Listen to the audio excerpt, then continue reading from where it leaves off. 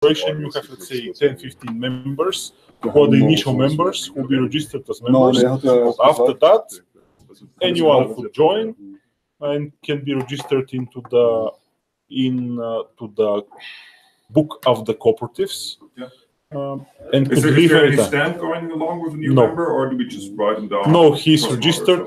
He's paying the contribution, the share, the membership fee, or whatever the general meeting decides how this will work. Yes. Yep. Is there a big difference between Coop and Ltd, since both are type of companies with many shareholders involved? There is, because even though the cooperative is a company, or it's equal to a company as per our law, it could be only registered by individuals, and they need to gather together with their joint efforts to complete a goal, a common goal, because Ltd is let's say it's a limited. LTD all day. It's a limited company. Responsibility is limited. The responsibility of the cooperatives is also limited. However, for that kind of company, it could be owned by another company, not individual, and that's one of the differences. Cooperatives can be only individuals, cannot be other companies. Cooperatives. And they could acquire some resources. They could acquire properties. They could do various things. The main idea is to join their efforts to achieve common goal. That's the idea of the cooperative. It's not very common and widely used in Bulgaria because of the complicated accountancy. Legally, on the legal side, which structure among these two is clearer? If you ask for which is clearer and easier, that for sure will be the limited liability company. Because cooperative, there are a lot of members, there are a lot of managing bodies, there are a lot of rules, a lot of complications with the accountancy. So if you are talking about simplicity, that's not the simplest way. Maybe we have to step back and ask, what do we want to accomplish with the legal structure? What we want to accomplish is we want to have people owning the same influence on the company. So we don't want people to own a percentage of the capital. We want individual people, one person, one vote. I think we also don't want a managing director in a normal company is basically unlimited power. So it's only gross misconduct would be a reason for a managing director to be legally obliged. In a co-op structure, the power comes from the General Assembly, giving the chairman specific instructions on how to run the business. So we have influence on what's actually happening. And this is also why you have the control board, because then another entity can actually check, is the chairman doing the duties as they were determined at the General Assembly. And in an EUD, this is not possible, to my knowledge, to limit a chairman to that extent easily. There is a different company, which is the common stock company, which has those things, but it's not owned by individuals, so people could own more stock. Yes, voting is based on how many shares you own. Yes, and also, but also in the, as he said, in the cooperative, we can have different shares. So the shares can also differ in the cooperative, as you said. The membership, it's actually the thing is, in the co-op, does not matter how many shares you have only one vote. I see. You have 10 members with equal vote. So the normal way is to put, let's say, 10 level membership fee. Okay, 10 people will pay 10 level. But if the general meeting decides that there are certain criteria, so somebody has to pay 20 level, it doesn't mean that his power will increase. It will not. His voting power is one vote. Does not matter how you set this up. The main point is to set up a constitutive act, to set up all the rules, all the membership, call them fees, shares. The structure of the whole thing is on the constitutive act. Of course, this constitutive act can be changed, amended by general meeting of the owners anytime, every month, every week. The thing is, after that, it has to be registered into the company's house. The new and latest constitutive act of the Coop. The other thing that's important for us is people should be able to join and leave the co-op rather easily. That's the, as I told you, there are certain disadvantages of having a co-op, like more complicated accountancy, but its most advantage is actually, that's the best advantage it has over all the other company entities at all, is the simplicity of accepting members and simplicity of leaving the co-op. Because in the commercial register, you could open and see the managing bodies, but you could not see the members unless you have access to the book of the cooperatives. I see. So I found it difficult with the shares. How many shares? If somebody is coming in and leaving, so how does he own shares, or the shares? Actually, because you're thinking them about shares.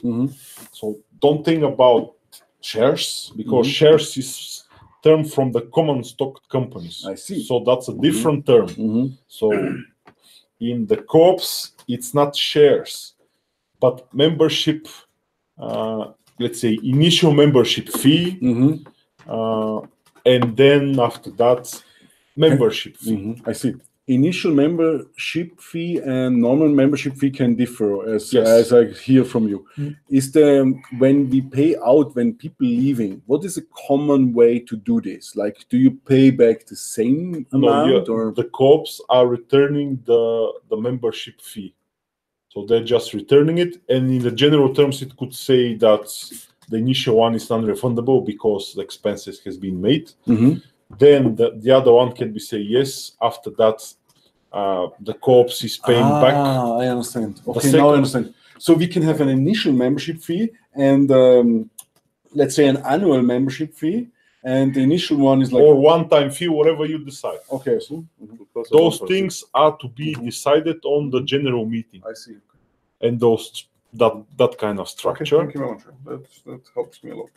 And following his question, if everybody enters a co-op with an equal entry membership fee of 1,000 units, and then additionally contributes to the co-op with his resources. It might be Uwe has a house and gives it to the cooperative. Somebody else has a car and gives it to the cooperative. Looking on the agricultural structure, how it is. I have a donkey and I give it to the co-op. The moment I leave and I either get back or I don't get back my initial membership fee, what happens with my donkey? Can I take it back from the co-op? Of course. Whether it's a money or donkey, that's the thing. To leave, it has to be paid off. So all the membership fees or resources, of course, in terms of employees, the co-op can sign labor contracts. It could use different resources, rental contracts, or whatever contracts can sign. But to get in, you have to pay the membership fee. To get out, it has to be refunded, the fees, and that has to be in the Constitutive Act, but it's up to the members to decide how they will deal with it. Am I right in understanding that the co-op is kind of like a complicated company? It is. In terms of this, by establishing the company being small, but developing the company to a certain level, in 5 years, if the company itself is worth more than by the time it has been established, who is evaluating the current value of the company, and does the co-op member that wants to leave gets a share of this of the profits, of the profit, of the increase in value, of the increase in value, but not only in case a distribution of dividends is decided on the general meeting of the cooperatives based on the income and expenditure report by the accountants and approved by the CPA. Only then it will be decided that, okay, the member paid 100 leva membership fee. This year we were in profits. Then we'll pay off 10 leva interests to every member as a profit. So that's different than the distribution of dividends is different than membership fees. No, you didn't get my question. My question was upon leaving the co-op. Selling your share, selling even though your we shares. can. The share value doesn't exist. No, it's like membership fee. The share, there is no shares. Yeah, but Instead of shares, it's called membership fee. Miro's question is, today the company is worth 50,000 leva. In 5 years, the company is worth 250,000 leva. So just by our joint work, we increase the value by 5. If I decide to leave the company in 5 years' time, does my initial membership entry also increase by 5, for example, or does it follow that magnitude? No. It doesn't follow it. You're receiving what you've invested. Yes. And every year you're receiving a distribution of dividends. Okay. So whether you stay or leave, up to you to decide. You could decide to stay, and every year you're benefiting from the distribution of dividends and the increase of, let's say, of the resources of the co-op. But then if you want to leave, then all you have invested has to be returned. What if we make a loss in 5 years' time? No, the company is only... before your question. What if we don't distribute dividends every year, but all the co-op members want to reinvest in the co-op and make it grow bigger? What happens with that? They stay with the company, like treated like normal company. Doesn't matter it's a co-op or a LLC, it's a company. So the general rules for companies still apply. So if the only difference is there are no shares, so there are membership and participants fees, and to distribute profits or not distribute profits, up to you to decide. Does this mean that if we work 5 years and give our best for the co-op, and we decide not to distribute dividend but keep on reinvesting in the company, in 5 years I decide to walk out for one reason or another, or I'm forced by the other co-op members to walk out, it will be wasted time for me for all these 5 years because I only get my initial entry fee, but not the dividends that we haven't distributed. But in the meantime, you could benefit from all the services the cooperation. Okay, but I think we discussed this already. So the idea, and I mean, Eftim's answer probably is yes to this, right? So you only get the initial fee. Everything which you've invested, yes, will be paid off. So and if it's voted by the annual report, you get the dividend. So but only for the 5th year, not for the for all of the 4 years. If for 5 years we don't distribute any dividends and the co-op has a shitload of money on the bank account, if you redeem your initial membership thing at the year 5, there's no dividends and you just get the €1,000 back, even though there's 4 million on the bank account. However, we discussed an idea on how we could deal with this. And the idea was that the initial fee to join, like we have an initial fee, like a registration fee, and then we have this membership thing. The idea was the initial fee would increase over time. Maybe once a year we vote, okay, the initial fee is now $200 or $500 or $1,000, whatever. So for new members, it would be more expensive to join because now also the co-op has more resources. Yep. So this would be okay, right? Yes. Now we also thought maybe one member, instead of redeeming his membership fee, he can transfer it to someone else. Like I could sell my share to Peter for whatever price he pays me. So then he wouldn't have to pay this initial joining fee to the co-op because he takes my membership. Yes. And this way you could actually realize this additional value by selling it to someone else. From the secondary market. Yeah, makes sense. One question Mhm. for the if I put a beer donkey in, it's clear, I get it out. But it's the discussion to put 100 hours a year Yeah. in.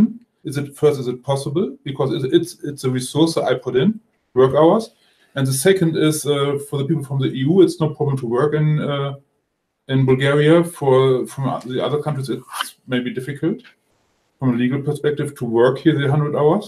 So if Yeah, a, but if it a, was if a a member very is serious working time. on behalf of the co-op, let's say a member, this is a co-op, and a member is cleaning the The staircase. chairman can sign the chairman of the co-op can sign a labor contract. No, but without a labor contract. So we say for joining the co-op, you don't only have to put money, you also have to help for, let's say, 100 hours for a the year. cause. Yes, but everybody is helping. The idea of the co-op is like this: to join all the efforts, and all the resources, because one might help with labor, the other one will help with machinery, Okay, so the third one will help with knowledge. So now Ryan helps with labor, but he's an American. Is it legal? Can he help without payment with labor for the co-op? It's a voluntary thing, Yes. so As long as it's In voluntary. Thailand, it's not voluntarily. The yoga teachers in Thailand are working there for free, but it's work. It's a problem since. Okay, Yes, but now we have the lawyer here. Yes, and And we just asked the lawyer if we have an American like Ryan, can he Yes. work for 100 hours for free, or do we need to hire him? So because he's a cooperative, he could work. He For could free, help without payment. for free, yes. However, the cooperative can also sign a labor contract with him to pay him. Yes. So the crucial thing is against payment or non-against payment. Okay. Because if it's non-against payment, then it's different. Okay, But here if the it's question against specifically payment, is for no payment. there are quite a lot of restrictions. If So, it's- but could we, for instance, Svetlina is working for us. Could Svetlina work with a labor contract? Of course, For the, of course. taking Pay a step- social security. taking a step back, now being here, Bulgarians, Americans, German, EU, non-EU citizens, can they be all in one co-op establishing act, учредителен act? Mhm. There is no restrictions of the nationalities of the cooperatives. No, the residents. No, even if they don't have a we, visa. no, They doesn't can have a matter. piece of that company Yes, regardless where they are from. yes. Because that's the first important. Yeah, that's important. As long the No, idea, you're out. All right. the general idea of this co-op is individuals to gather their strength and resources to achieve a common goal, whatever that goal is. Cannot be restricted to only Bulgarians or only Americans. Can the co-op have ownership on real estate? Yes. It's like the same, it's an entity, the same like a real company. It's registered into the company's house. So once you check, it has a Boostat number, a company number. You could see the sample of the signature of the chairman. You could see the managing bodies. You could download the constitutive act of this co-op and to see what the terms are. As I told you, the only thing is more complicated accountancy.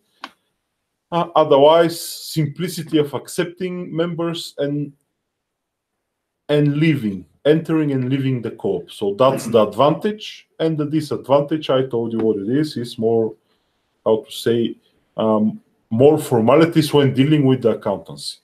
If the co-op, I'm sorry for all the questions, guys.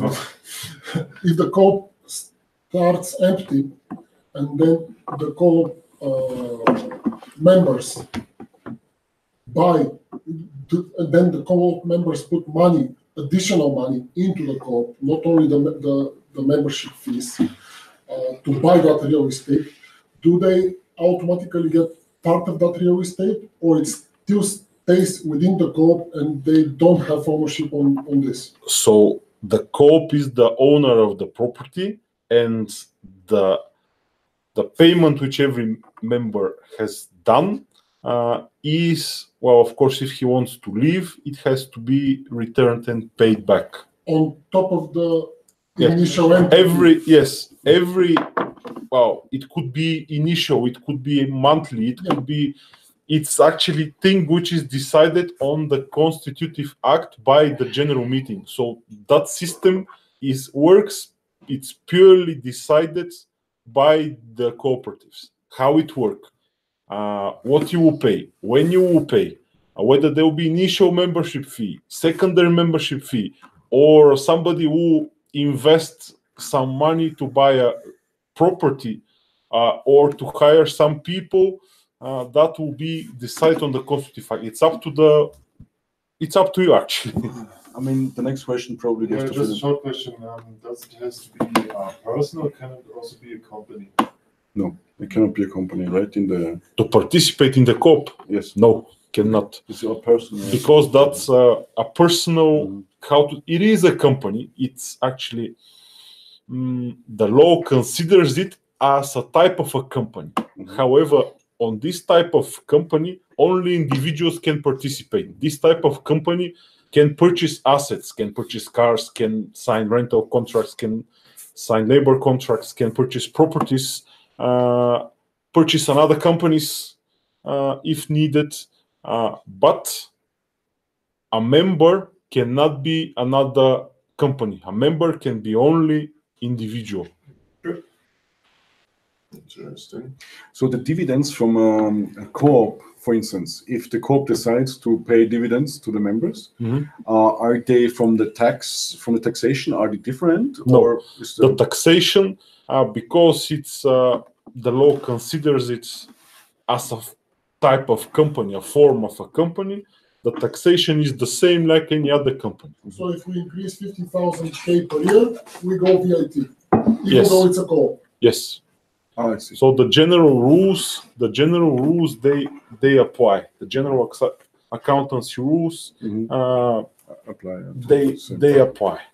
So then again, looking between co-op and LTD, the benefit for having a co-op is easy entry and easy exit. Yes, that's the main benefit. Other than that, the LTD works exactly the same. Yes. No, it doesn't work the same. No, there's no shares, for instance. There's An entity, you have shares. In a corporation, in a cooperative, you don't have shares. It's also a difference between the chairman and the managing director. Absolutely. And the board, the control board and stuff. Keeping on the idea of the shares, and so you said there is no capital gain. On the initial If I member put fee? 1,000, I will get 1,000 back because there is no. Actually, if you set it up, then it will be. That's the difference between the other types of companies.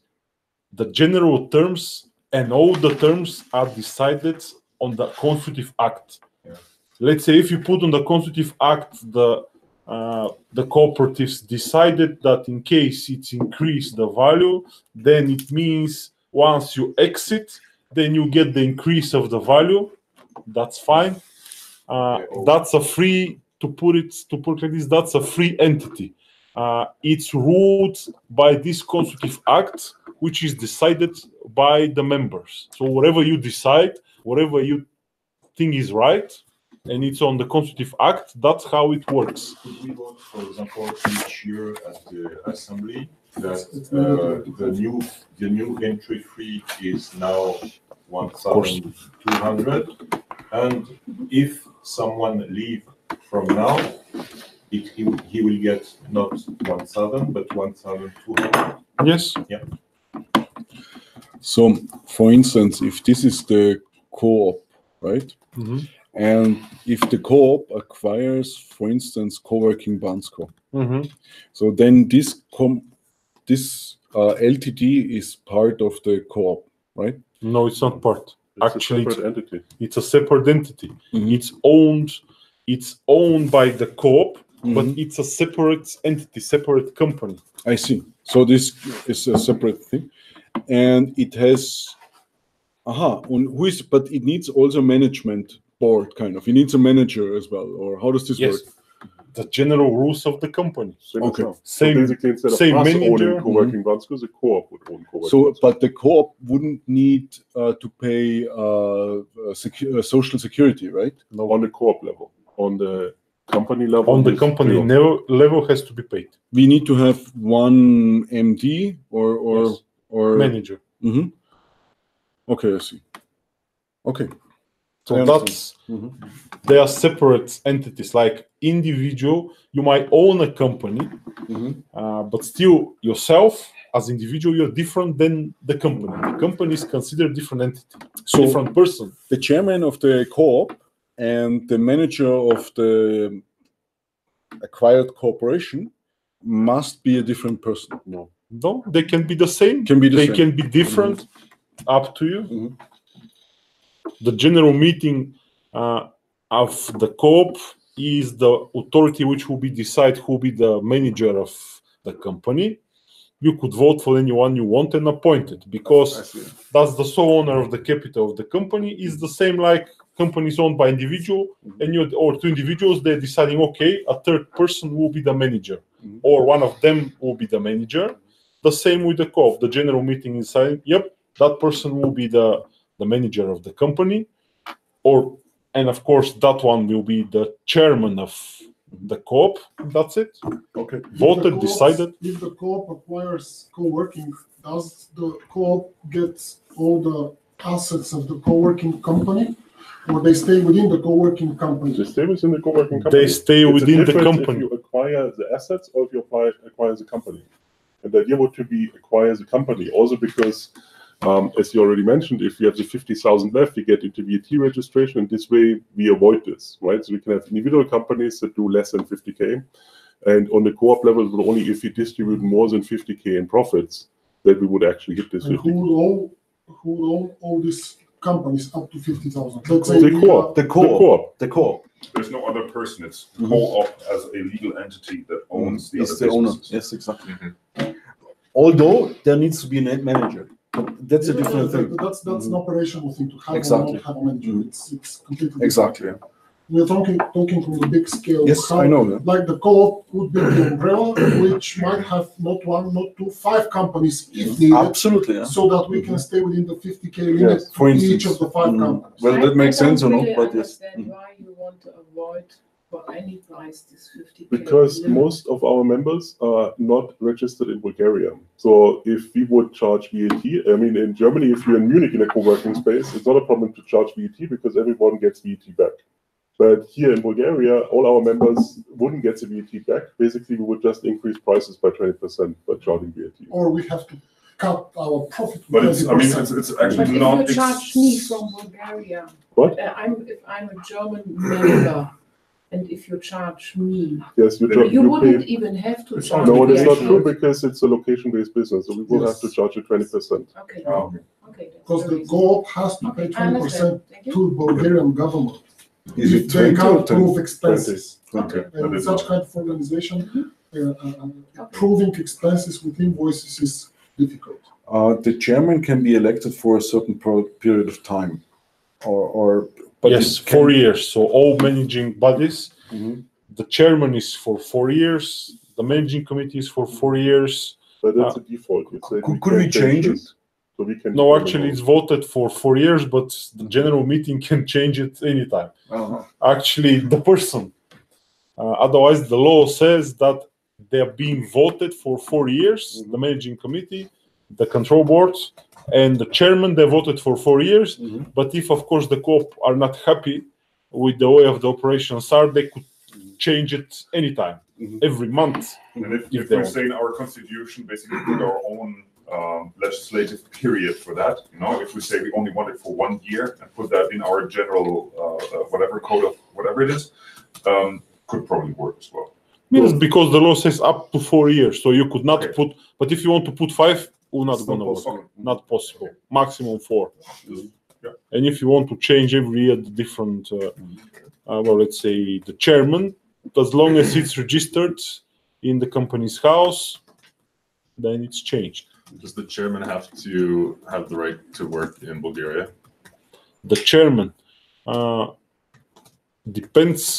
The question is the following: are the chairman getting any benefits from the work? Let's say like salary. If it's like this, then it has to have the possibility to work in Bulgaria. Yeah, because it's a labor contract in that case. Yes. Probably. Yes, the same. If it's for free, then there is no need of labor contract because there are no benefits. Can the co-op buy a company under its belt? Yeah, that's what we do, right? Yeah, Yes. this is what we'll be doing. We will buy the existing co-working Bunds company. Or whatever it's. How Yeah. many companies are there at the moment? Two.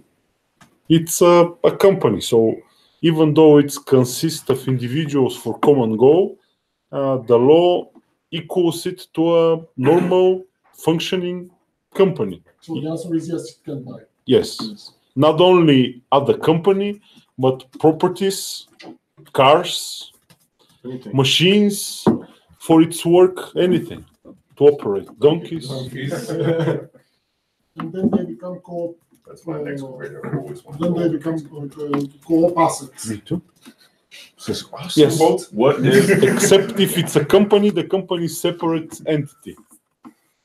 So it's owned by the co-op, but it's considered separate entity. Yes, you could consider it asset because the cooperatives can decide what to do with those things, to sell them, to transfer them, and then distribute dividends or whatever. The main idea of the whole cooperative, there are two ideas actually.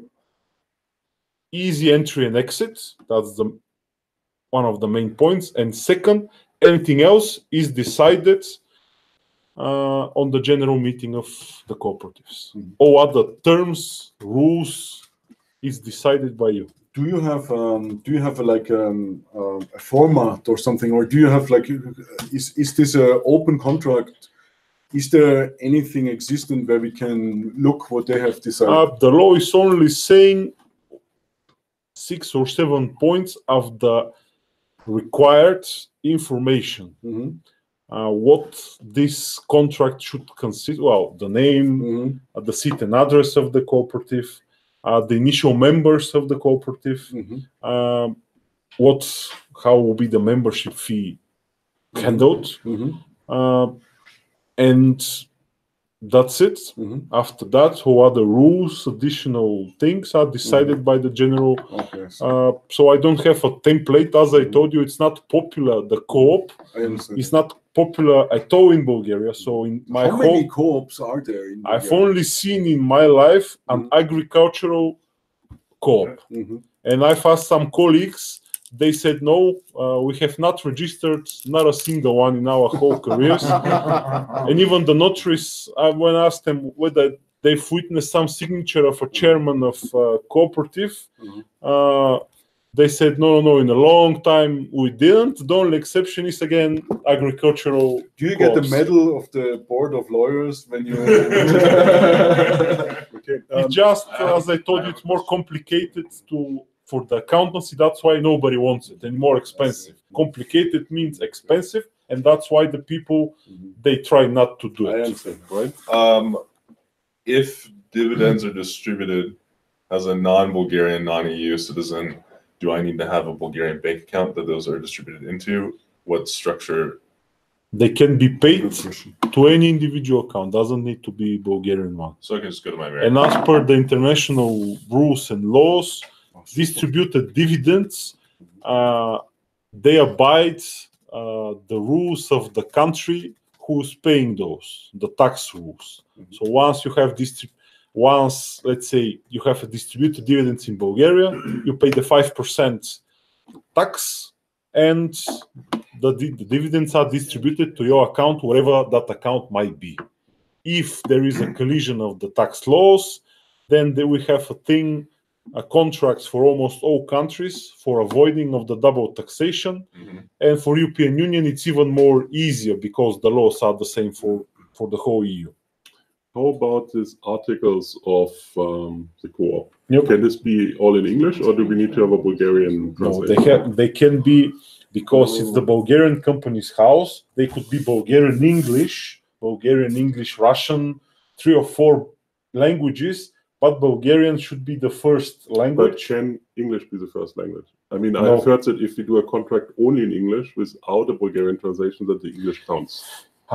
Actually, even if you do the contracts, it's a bit different because the contracts in Article 9 in the Contracts and Obligation Act, it says that the contracts are signed under the free will of the contracting authorities, which means if you know Chinese, you could sign in Chinese. It will be perfectly valid contract with a binding one between the parties. The thing is that you could not register in the company's house non-Bulgarian text. You could register Bulgarian and English, well, let's say to split the page in half and write in Bulgarian, then translate in English. Okay, but for the initial registration, how about for bylaws and decisions and general assembly meetings and stuff like this? Well, for that you could decide on English, but after that, of course, it has to be translated if there are some Bulgarian institutions involved and some legal procedures involved. So you have to have a minutes in Bulgarian, even though you could decide on English, and after that translated, you have to have the Bulgarian text as well. Why do we need to have a Bulgarian text? I don't understand this. So each meeting of the company minutes only if you're, let's say, you're deciding for new chairman, then you need to register this chairman in the company's house. Only for the dealing with the company's house, so whatever. So the AGM meeting probably. No, but not the whole text. Only the things that we submit to the company house. I see. Like if and the official governmental authorities. Okay. Otherwise, between you could decide on. For the other things, it works like a contract. But if you want to do something in front of the authorities, you need the Bulgarian text. Okay. For registrations, for... On a monthly basis, accounting is done as on a VIT taxation company or even more expensive, right? Oh, that's the accountancy-related questions. I would suggest to speak with the accountants because have not seen an accountant who is doing a co-op either. So it will be interesting thing to ask him how he will charge and how he will deal with the accountancy. What would be your initial guess? My guess, it will be at least, the accountancy fees will be at least on VAT level. At least. So, but I mean, so 200 means about 150 to 200. But technically, there's nothing monthly going on, no, right? Months. We don't really have a cash flow. With but the thing is, like, these accountants, they're like, oh, we have to submit stuff. They're like, there are special declarations and forms that have to be submitted to the even if it says zero, even if it says zero, social security stuff like this. 200 left per month for it. For a VAT company. It doesn't matter if it's 1,000 left, 10,000 left, or 1 level. It's the same amount of work involved. Okay. Sounds crazy. Let's just say okay to that. Yeah, okay. Well, it's an added cost that has to be also. Yeah, but of course consideration. It's a consideration. But the other consideration, if we would do EOD, we have like notary fees every time somebody is joining and leaving, and we probably have to reassess the value of the company. So of course, there's overhead involved with any entity types that we create. But the co-op is the only entity type that actually allows us as a general assembly to influence the decisions and have people easily leaving and joining. So so we will figure out what is the cheapest accountant and then deal with it. When it comes to the leaving and joining, are there the general assembly, that's what it's called, general meeting, general gets to decide. So if somebody shows up and says, I want to join, it's not anybody can join. Well, that's why. Is there any potential issues with discriminatory practices or something like this, where it's like we just don't want this person to join because we don't like them? Actually, it's up how it's the procedure of joining handled. The person is sending an application. Well, the general rules, who is entitled to join and what are the membership fees, are in the constitutive act of the co-op. How, if let's say I want to join the co-op, I say, okay, I've read the constitutive act, I agree with all those requirements, all those payments, all those membership fees. I need to write an application to the managing committee, and the managing committee needs to approve me. Once the managing committee approves me, then I become a member. And then on the next annual or next general meeting of of the cooperative, the General Assembly approves me as well. I became a cooperative once the managing committee decided. But if the general meeting has not approved me, then they're returning my initial investment or whatever I've paid to become a member, and I'm leaving because I'm not approved. If the general meeting of the owners approves me, then I'm continuing of being a member. The membership rights, they start with the decision of the managing committee. However, if the managing committee says, no, candidate rejected, he could not help of the achieving of the common goal or whatever, does not matter what basis, I'm not considered a member. So does not matter how that managing committee thinks that I could not help with the common goal, with my efforts, up to the managing committee to decide. How about exit? Exit is the same. So I'm sending an application. However, the managing committee cannot say no. On the initial enrollment, the managing committee can say no, he doesn't comply with rules and regulations set up with the Constitutive Act, or he could not help with the achieving of the goal. We will not approve him as a member, nor will register him in the book of the co-owners. But exit is easier. I'm sending an application, say, guys, I'll be leaving in 1 month. Please pay all my membership fees, all my investment, or all my money, which I've paid in the my share. So please pay out my share, and I'm out. Yep. There could be, for instance, there could be a rule: if you leave before 3 years, you don't get any dividends or something like this paid or something. It depends how it is. Well, the dividends can be distributed on yearly basis like the other companies. It's the same whether it's a Coop or LLC or whatever. Dividends are distributed on yearly basis once the financial reports has been approved, and well, there is a profit, so you could distribute dividends based on this profit. So it works the same like for other companies. And now I think, because if we do that, we are currently not willing to distribute dividends at least in the first 3 years, but we would prefer to reinvest it in the co-op if I have got that right. What happens, and is it possible for the co-op General Assembly to kind of force and kick out a member of the co-op for one reason or another in 3 years, and only pay him the installment, the initial fee, the initial entry fee, and keep the dividends for the co-op? Yes. I think we have answered this 5 times. Yes, you will only get the initial membership. No, the thing is, you will not get the dividends. I have the same question. Where I come from, hold on, where I come from. We work together for the common goal, and luckily we are doing a great job, and our co-op is growing up. In 3 years, I'm happy with the co-op. I see the future. I like it. I want to still be part of the co-op, not get dividends, and I don't want to leave. But for one reason or another, part of the management board, part of the committee decides, okay, we don't want him anymore. Can you kick me out without paying me? Wait. No, the law says only one reason can be kicked out. A member can be kicked out only if, well, the law says if he's not complying with the rules set up in the co-op. So if you set up a rule, you could do this, and this, and this, but please be aware of if you do this and this and this, then this means a violation of the terms of the co-op, which will lead to termination of your membership.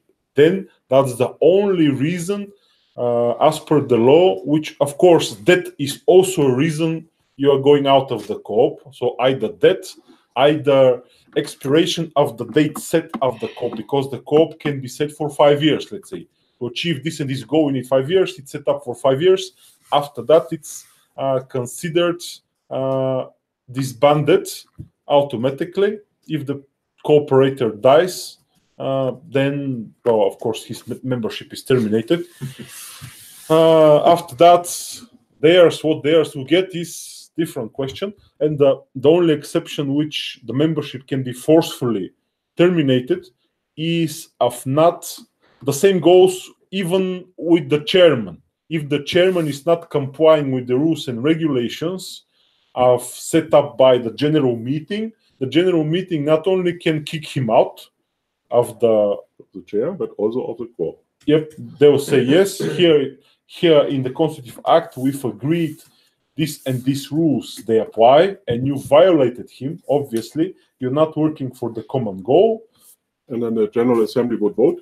This is really true. This is not a common goal. And then you would be kicked out and only get the initial feedback, but you're not getting any other additional value. One question I have on this is, so say someone does get kicked out or something like this, like partway through the year, right? And dividends would maybe be paid next month. How is this played out? How works with the dividends? Well, of course, the share has to be paid in full, so everything you've paid has to be repaid. In terms of dividends, if they're distributed, it can be some pro rata basis. Let's say you've been 6 months, distributed partially, so you get partial distribution by the time you've been a member.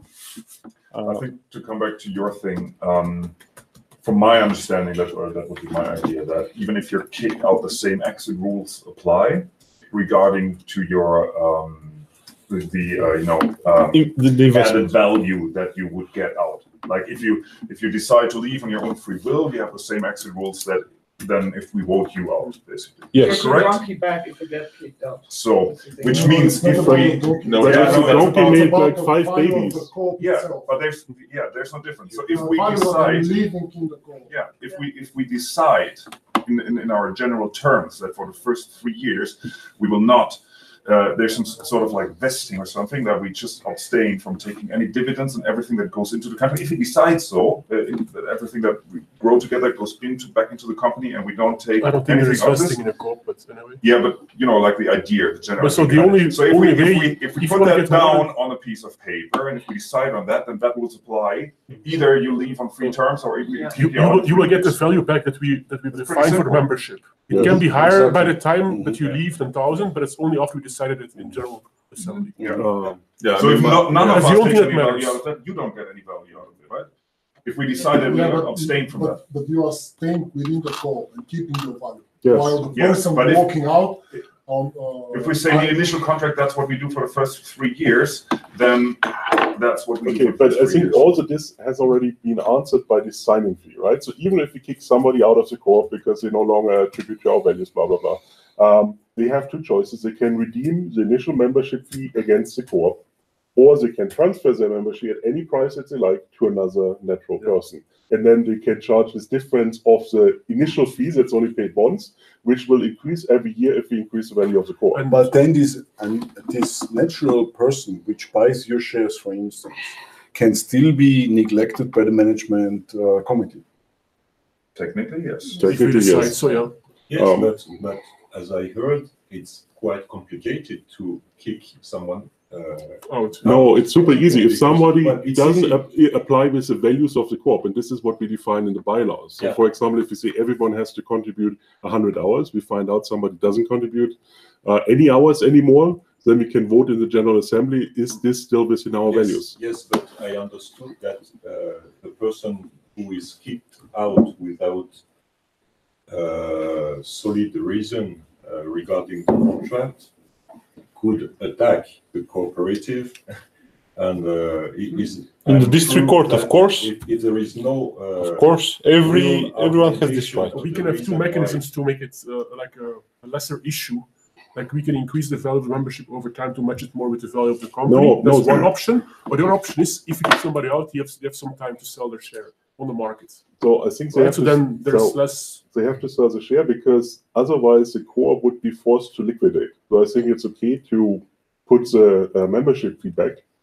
But if now we increase the value and 5 people want to leave, then we have to sell the house to pay out those members. And this means basically liquidation. If we made 1,200 for the next members to join, right? No, but this join again is different, right? So the membership share price will not change. The joining fee will change. Exactly. And the joining fee is a one-time thing. And if you sell your share, then this new member doesn't have the joining fee you get back, right? Or zero? No, you get the initial share back. So with the joining, let's say the joining fee for the first people that sit around the table is 0. For people that join in 6 months, it's it will be it's 0 plus 1,000. In 6 1,000 you get back, right? The 1,000 you get and back. If you make 1,000, 1,200, if the value is 1,500 or something, right? Some increase, then you get 1,200 back, right? Did you listen to what we were talking? Yeah, but then you need to liquidate the company to get this increase in value. So there's no vesting in any talking. No. Look, if the membership fee is, let's say, 1K, right? Then the joining fee we can decide on every year or every month or every 2 weeks, that the joining fee is like maybe 500 or maybe more or less. Yeah, but we are allowed to increase the membership part as well. Yeah, we can increase anything. And so that's decrease. So that's a safety net to match the market value more with. But then the problem is that the early members, they get €1,000 back. And if you join in 5 years, no, I thought we discussed that you get the higher number back. Yeah. No, what you put in, you get back. Yes. You don't put in and then get more back. No, but if you join later, you put in more. Yeah, you would get more back. Before, right? I asked that question. Yeah. We can put in the bylaws. We could vote each year that the fee to entry goes up or down, and the fee devolves. Goes back. Exit people also goes up. Goes up or down. But then you get more back than you put in. If we decide it. So can you return more than you put in as a member? If you distribute the dividends? No, without distributing. No. Without so distribution, this is no. not possible. So this is not possible. So only if you sell it on the secondary market. So, but this comes back that the membership fee should stay the same. Only the joining fee, which we might additional charge, Okay, so what if we kick somebody out and this person has to sell them because we want to not give any €1,000 back, and the person gets 6 months time and doesn't do it? What happens then? He gets 1,000. Yeah, they get the 1,000 back. There's no choice. You even get it like back within 1 month because there's like a legal thing. You will get this 1,000, you will get back the legal thing. But if you went more than 1,000, then you have to find somebody who gives you more than 1,000. Also within the month. Yeah, I mean this. I think we can define. Open this up, right? So I think this should be. It should be fair, right? So even if somebody no longer. So now we have someone who for 3 years puts all the effort in and makes a really good job. But it says, okay, now I have 5 kids. I can no longer work on your Coop because now I'm building a family of football stars.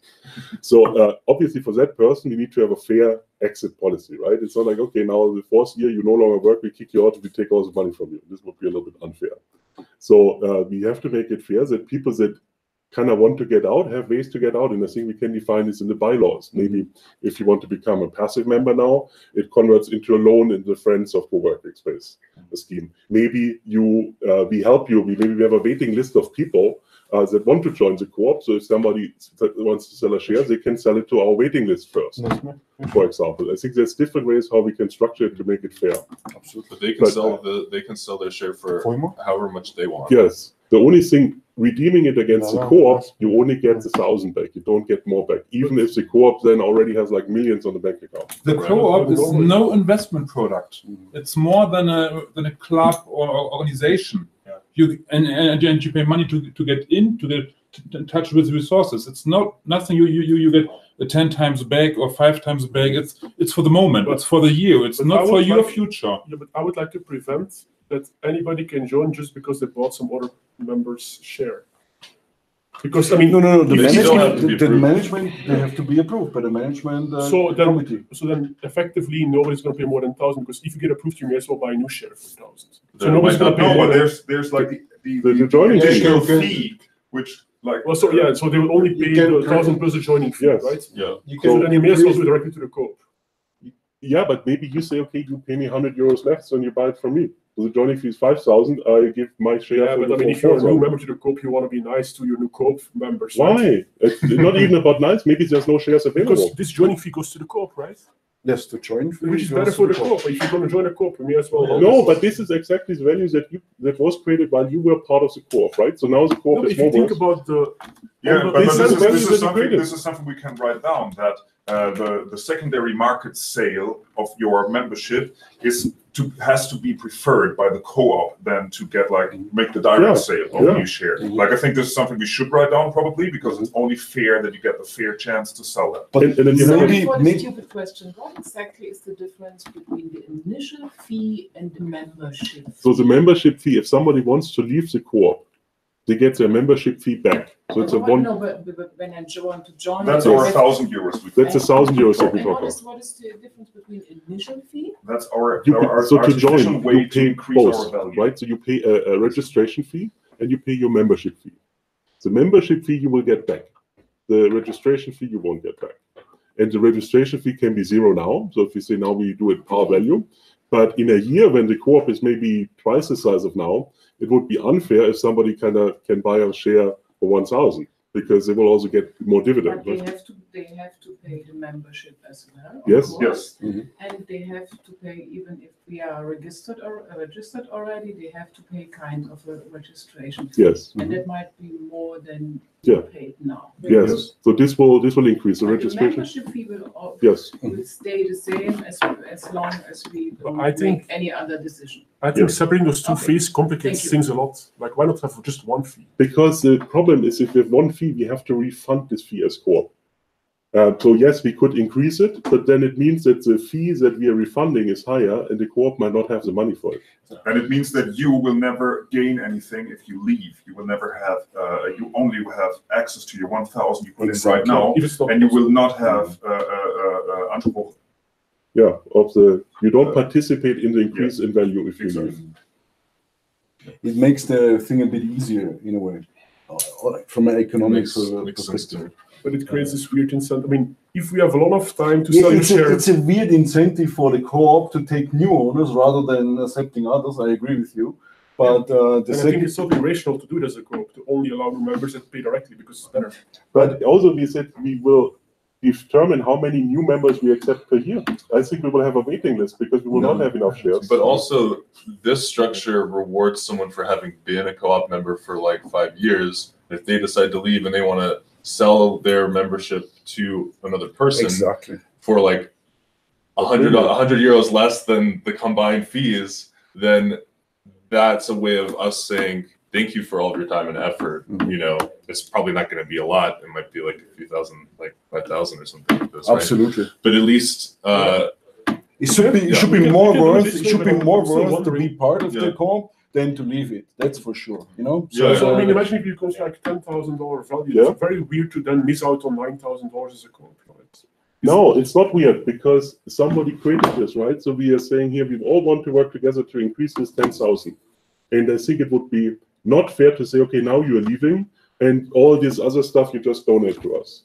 But if there's no market for this, so if nobody wants to buy it for 10,000, then it would kill the co-op if the co-op now has to buy it for 10,000.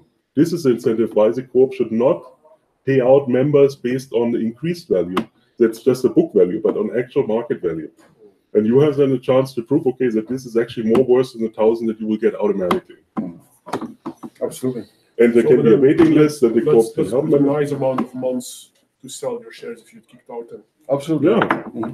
But wasn't it just no said 10 or that whatever? But wasn't it just said that legally they need to buy it back from? No, if you notify the co-op, I want you to buy back my share, then the co-op has 1 month to give you the money. But if you want out, you can today start talking to someone else and say, hey, I want to sell my co-op share. You want to buy it. And if nobody's buying it, then tell the co-op, please co-op, you buy it back. If you have enough time to sell, then it's totally fine for me. That makes sense. Then there's no weird dynamics. Yeah, then you just need to be smart enough yourself to not give an official notice to the co-op. Why? No. You're allowed to sell. But actually, that's the point, because if the co-op has a waiting list, then the co-op will transfer you the waiting list. So it's easier, faster, that way. So then, walking out of the co-op is not going to be that easy unless you are ready to swallow a big chunk of money. But this is imaginary money. This is sorry. imaginary money. Yes. It's not. You didn't put you didn't put that money in. You put the initial fee in. Correct. Yeah. But each of the people on the table, imagine we do that. Yeah. Each of the people on the table would have put time and effort for 5 Absolutely, years. that's 100 right. hours. That's right. 100 hours. That's But right. there are some benefits out of it. Yes. Yeah. But also Absolutely. imagine imagine the future where the initial fee is so high that it's like, oh, that's a good chunk of money. How high is that? Even 5,000? Like you, it's such a minimal amount that it's like. But that will narrow the chances for new members of the co-op to get in on board. Right. Because if now we enter with 1,000 and 5 years later entry fee is 5,000. But if our annual dividend is €1,000, then 5,000 is not a bad yield, right? Yeah. Now for 1,000, your dividend might be only 50. But if you have 250 and 5,000, then you get the same yield. Yeah. So the value increases, there will be more dividends, and this is why it needs to be more expensive to join the co-op later. But that's against what we thought initially, that the more co-op members, the better. I think the more co-op members, the better. But if you join later and get a financial reward, then also your financial cost is higher. Yeah. I mean, this is why there's a cap on the amount. They can still join us, just normal members, of course, right? Everybody. So. Yeah. Yeah. And also the financial aspect, as you're pointing out, is not the most important part of structuring this The way we're goal. discussing it today is more of a business than yesterday in our. Yeah. No, it's good to talk about this stuff for sure. I have other type of question. I think I know the answer, but all the decisions have to be voted by the assembly on the simple majority, or we can define in the. So there are to put it this way, the simple decisions, they have to be won by simple majority. And as long there is a quorum of more than 51% from all the cooperatives present, valid decisions can be taken. But for certain things, the law requires a higher quorum, 2/3 of the cooperatives present, and at least 2/3 voting for, let's say, a cooperative want to purchase a property. So for that, a simple quorum will not do. So for that, it's required qualified quorum. To put it this way, more important decisions for the bigger stuff has to be decided by 2/3. The simple decisions for the normal running operations, a simple quorum and simple 51% of the present voting for and against, it's enough. I have two questions following up on that. One is, what is, maybe we have the same question. So I'll ask them both just so that they get out there before people jump in. But the first one is, what qualifies something as a major decision? So actually, not a major one. The law, there is a list in the law which says for which decision is 2/3, for which for all the rest. Is it based on a monetary value? Yeah. So actually, it's all those things which require 2/3 are listed in the law. Everything which is not listed, it complies with the general rule, 51%. So the second question is, say that the 2/3 vote happens, we're buying a property, and say it's the decision is made that we're going to do it not with money we have in the bank, but that we want people to contribute more money.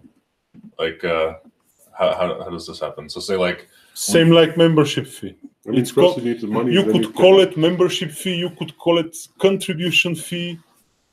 That's all the same. Can co-op members be forced to increase the membership? Yes. So we can vote on this. But you can also leave. But you can leave. That's true. And we can define in the bylaws additional things that would require a supermajority, right? So if we say we want to change the co-working color, for example, and it's no longer orange, then it needs to be 100% of the people. Unless speak, that's 20%. What Ryan says on the real estate and on the larger expenses, say this way. We form the co-op with 1,000 each.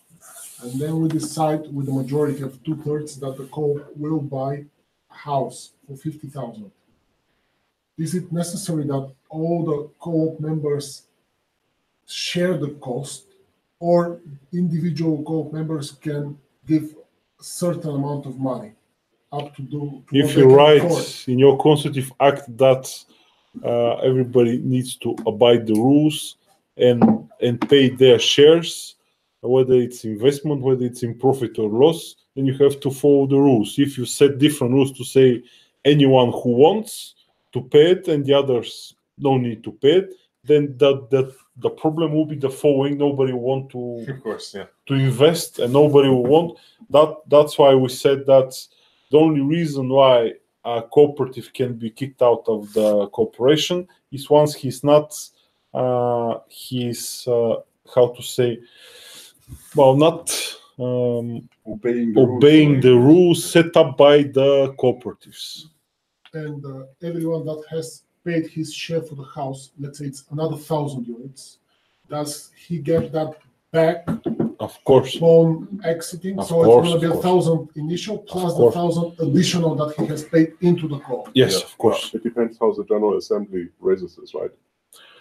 Actually, that's put it this way: that's a contribution, direct contribution, and because it's a direct contribution, has to be returned. Okay, but the General Assembly would still say, okay, now next year everyone puts in another 1,000, and this will also be returned. Yes. Or the General Assembly could say, for next year we have a one-time additional fee. The thing is, if you've invested another 1,000 lefts and the property increased 100%, you get only 1,000 lefts. You will not get that increase unless the co-op decides to sell the property and distribute dividends. Right. Because to distribute dividends, you have to sell the asset.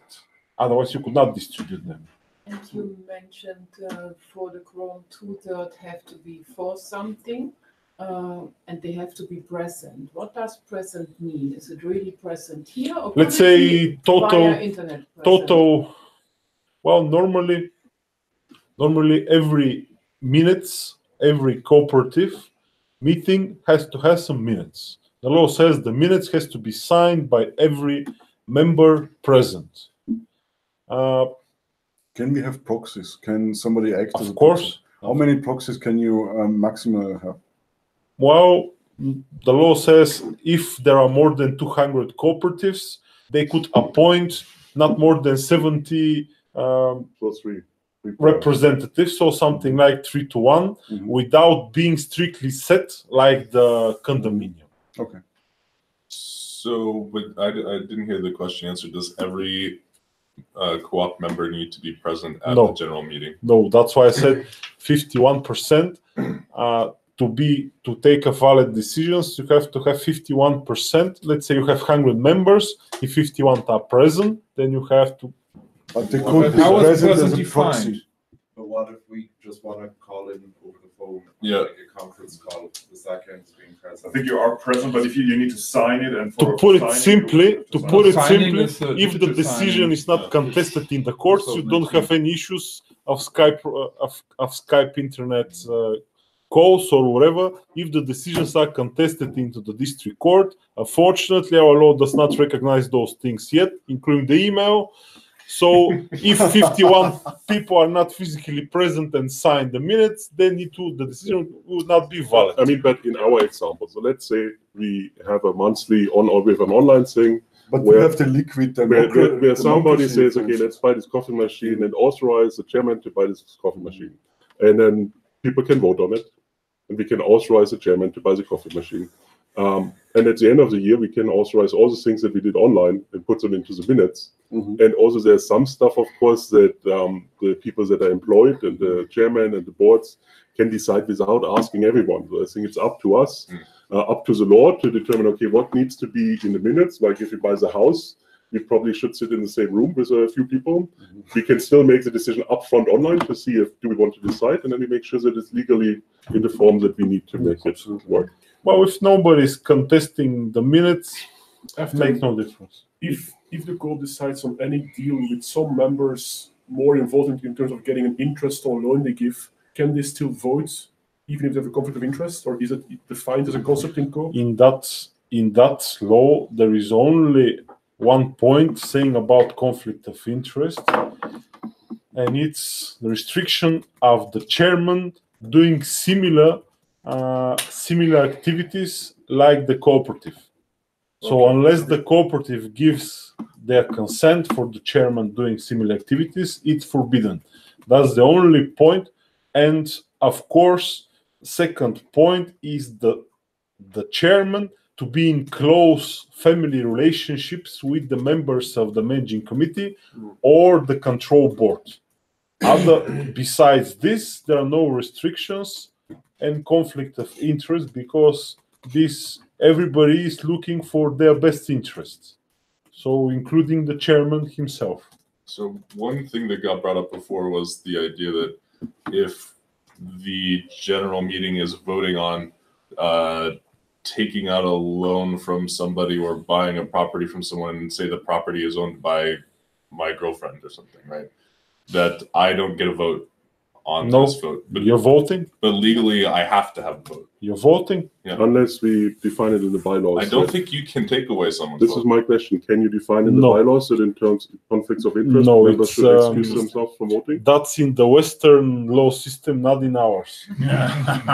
Conflict of interest in Bulgarian law, it's very obscure thing, which nobody knows what exactly it is. Yeah. And besides using it in the parliament to point fingers between the members, there is no other practical use or whatsoever. But what I mean is, in all decisions that go to the general meeting, all members get a vote regardless of the situation. One member has one vote.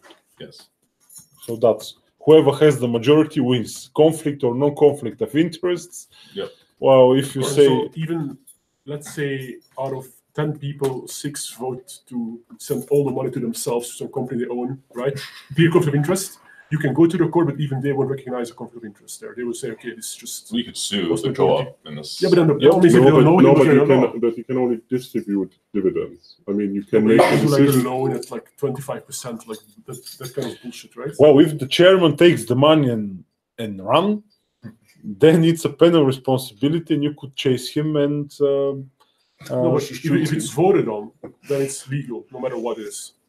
You mean like if there's 10 of us and 6 of us decide we're gonna just take all we buy a house and then we decide flip it for we all want the to go profits. up to buy the house. Well, one is this would be a major decision, so it'd have to require 2/3. Nope.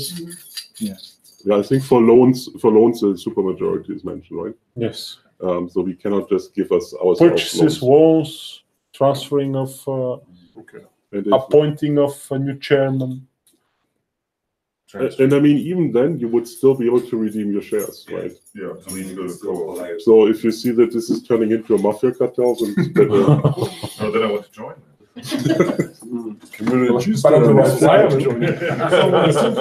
On a simple level, in terms how co-op works, wherever you put in, you take back on exit, and the increase of value stays within the co-op unless the general meeting decides dividends. Yeah. Distributing your dividends, And yes. then you can get prorated dividends if you are Prorated, I think, is great. Still there if you leave during a year when dividends are distributed. Yeah, I think that's great. Yeah. That's fair. And we can sell our memberships to other people as we see fit. That's also good. Yeah. Or if we can't sell it, then the We can co-op vote must on buy it anything back. at all times. And we You can can always always vote on anything, no matter how corrupt. Yeah. Yep. You have always your vote, so you can vote for your girlfriend's house. Back You can't buy the house, I'm sorry. Back to the minutes. Is it recognized to firm electronically or legally here in Bulgaria? Put it as I told you, it depends whether it's contested in the courts or not. Because if it's not contested, what you do, you just send to the emails of all the members. They will sign, scan, email it back. Yeah, I understood that there are some electronic controlled systems to firm documents. But still, they're not recognized by our courts. Not even the Bulgarian electronic signature? Is it the EU thing? Well, to have an electronic signature will be considered a valid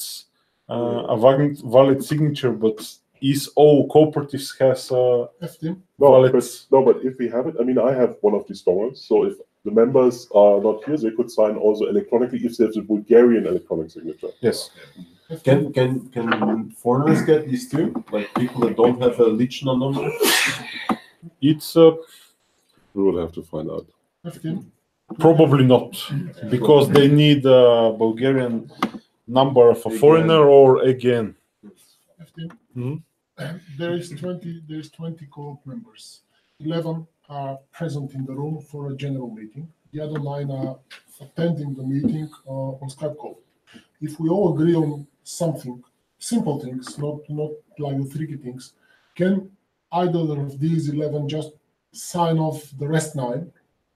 And if yes, what's the time frame until that decision gets validated? Or alternatively, is there a time frame where this can be brought to court, like a month, for example? If you don't claim in front of court the decisions taken for 1 month, then it gets valid. And the same like with the condominium. No, it's the law for the cooperatives that does not put a time frame for the decisions. The time frame is the general time limits as per the Contracts and Obligations Act, as per Article 110.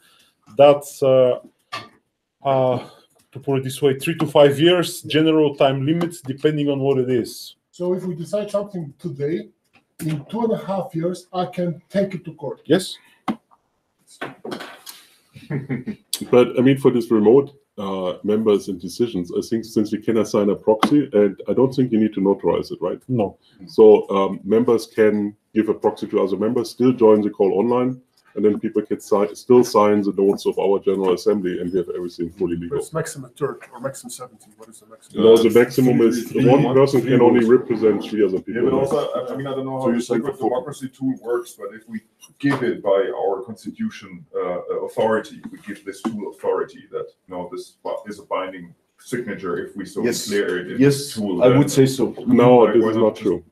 You still need to sign the General Assembly on paper, but what we could agree is that we include all the decisions that we made a liquid feedback in the General Assembly meeting notes at the end of the year. We just sign this, and then this becomes binding. Right. And our internal rules are like we use liquid feedback during the year for small stuff. For the bigger stuff, we can't anyways. And then we will just vote on this, like en bloc all this liquid feedback. Worst case is we have to send this, or no, we don't even have to send it. Somebody has to print that out, sign it, and send it here. This is like the worst case to get a signature on this. Print it here. If you're here, but if you're not, somebody will be here. Sorry for the many questions. We form the call. Each of the people that agree to become part of it pays its share of 1,000 levs, euros, 2,000 euros, whatever we decide. The next day, the co-op has to buy off co-working Bansko, the 2 companies that Uwe and Matthias have. But the co-op don't have enough money to buy because we have 10 people, 1,000 euro each. While these 2 companies, cost 50,000 euros. Mm-hmm. How do we solve that? Can the co-op get a loan? Yes.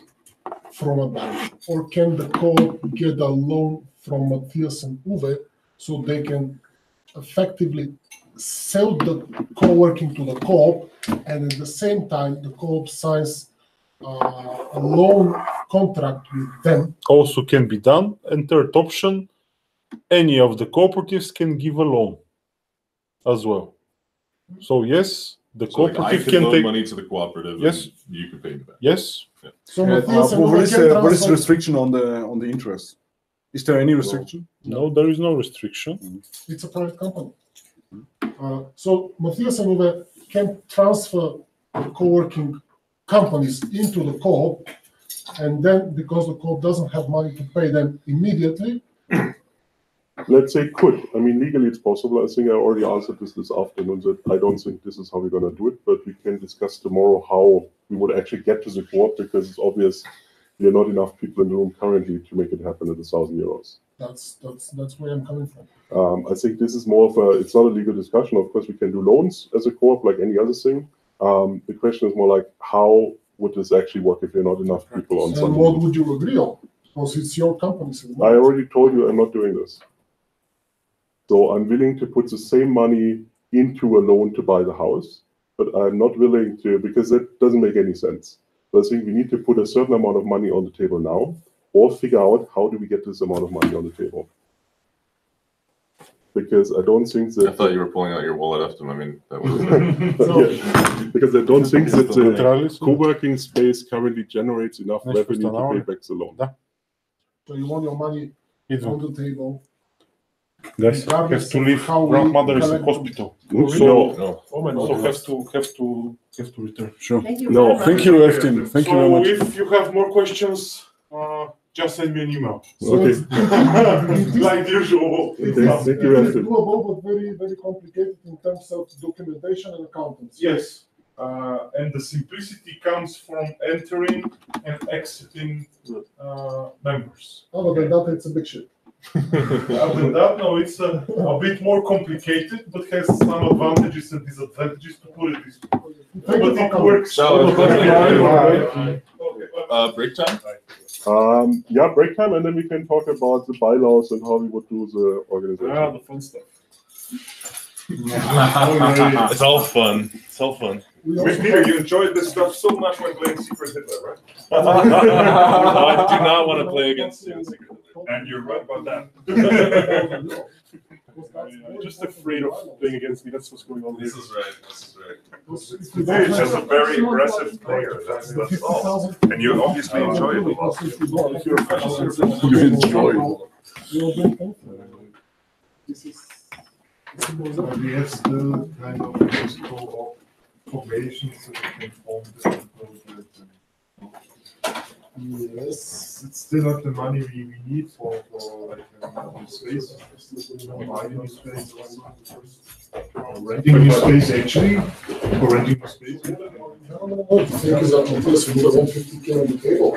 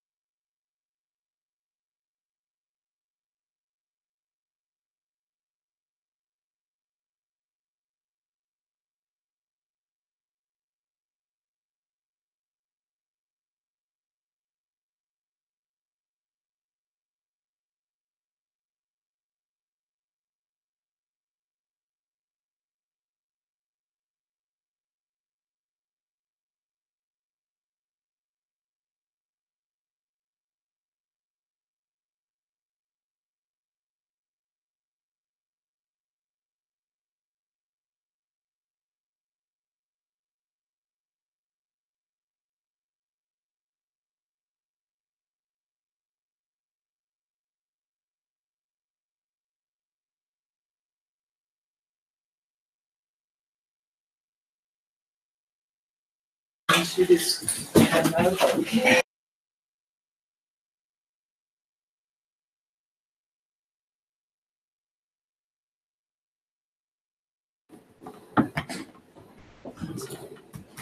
Okay, then. Do you want to share this in our participant group? Or do you want to send it by email? Or, Yeah, email would be better, I guess, yeah, because Uwe@coworking.com. I mean, in our participants group, it's no problem, but like superficial and media, I would. No, I would put it on the Okay. participants anyways, but I think is it in German or? It's in German, yeah. So probably. I send it to no, you. there's actually lots of German speakers, so I'm not sure. Is it PDF? So can you basically translate it with whatever?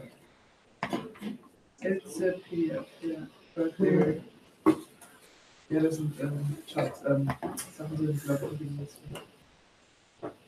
So I shared the photos of the location we saw today. I put it in the participants Facebook group, so you can see them. This is a 360.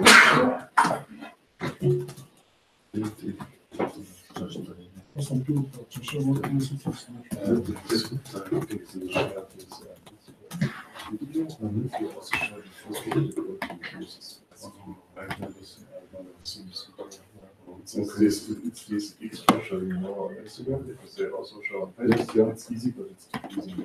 I see. Yeah, I mean, because of this, I try also to just showing people the drives. I don't care, to be honest. I want to have fun. But yeah, when Go it's on. easy, automatically.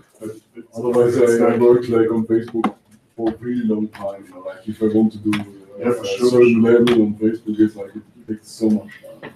Yeah, but it's just what to. Yeah, Otherwise, just copy the text. but also, you know, yesterday, in order to get the video on my phone, was already. Okay, should we collect people from upstairs? Or? I think most people are here. Maybe just sitting in different places. Should we get them here? Yeah, it's so easy. And on the computer, it didn't make sense because I needed to. Actually, I counted it on the computer and shared it via air. Because otherwise it wasn't completely. Yeah, it's driving sometimes.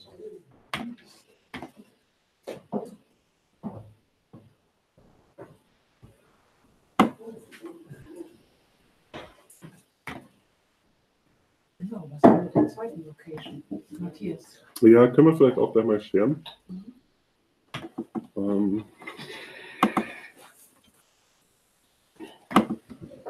nice. There's space for a little dog. Uwe and I, we were there a few days ago. There was actually a nice dog. I gave him doggy cookies. Look at you, but cats is that's not okay. He already wanted to share a dog with us, you remember? A dog is totally different, okay? A dog is not like a cat. Yes. So it makes sense. All right. Okay. Yeah, so basically the other location we looked at is at White Peaks Lodge. Well, I think we have some outside pictures here. Yeah, so it's opposite Predella 2. It's pretty far away. I don't know who was at Predella 2. But it's super far away.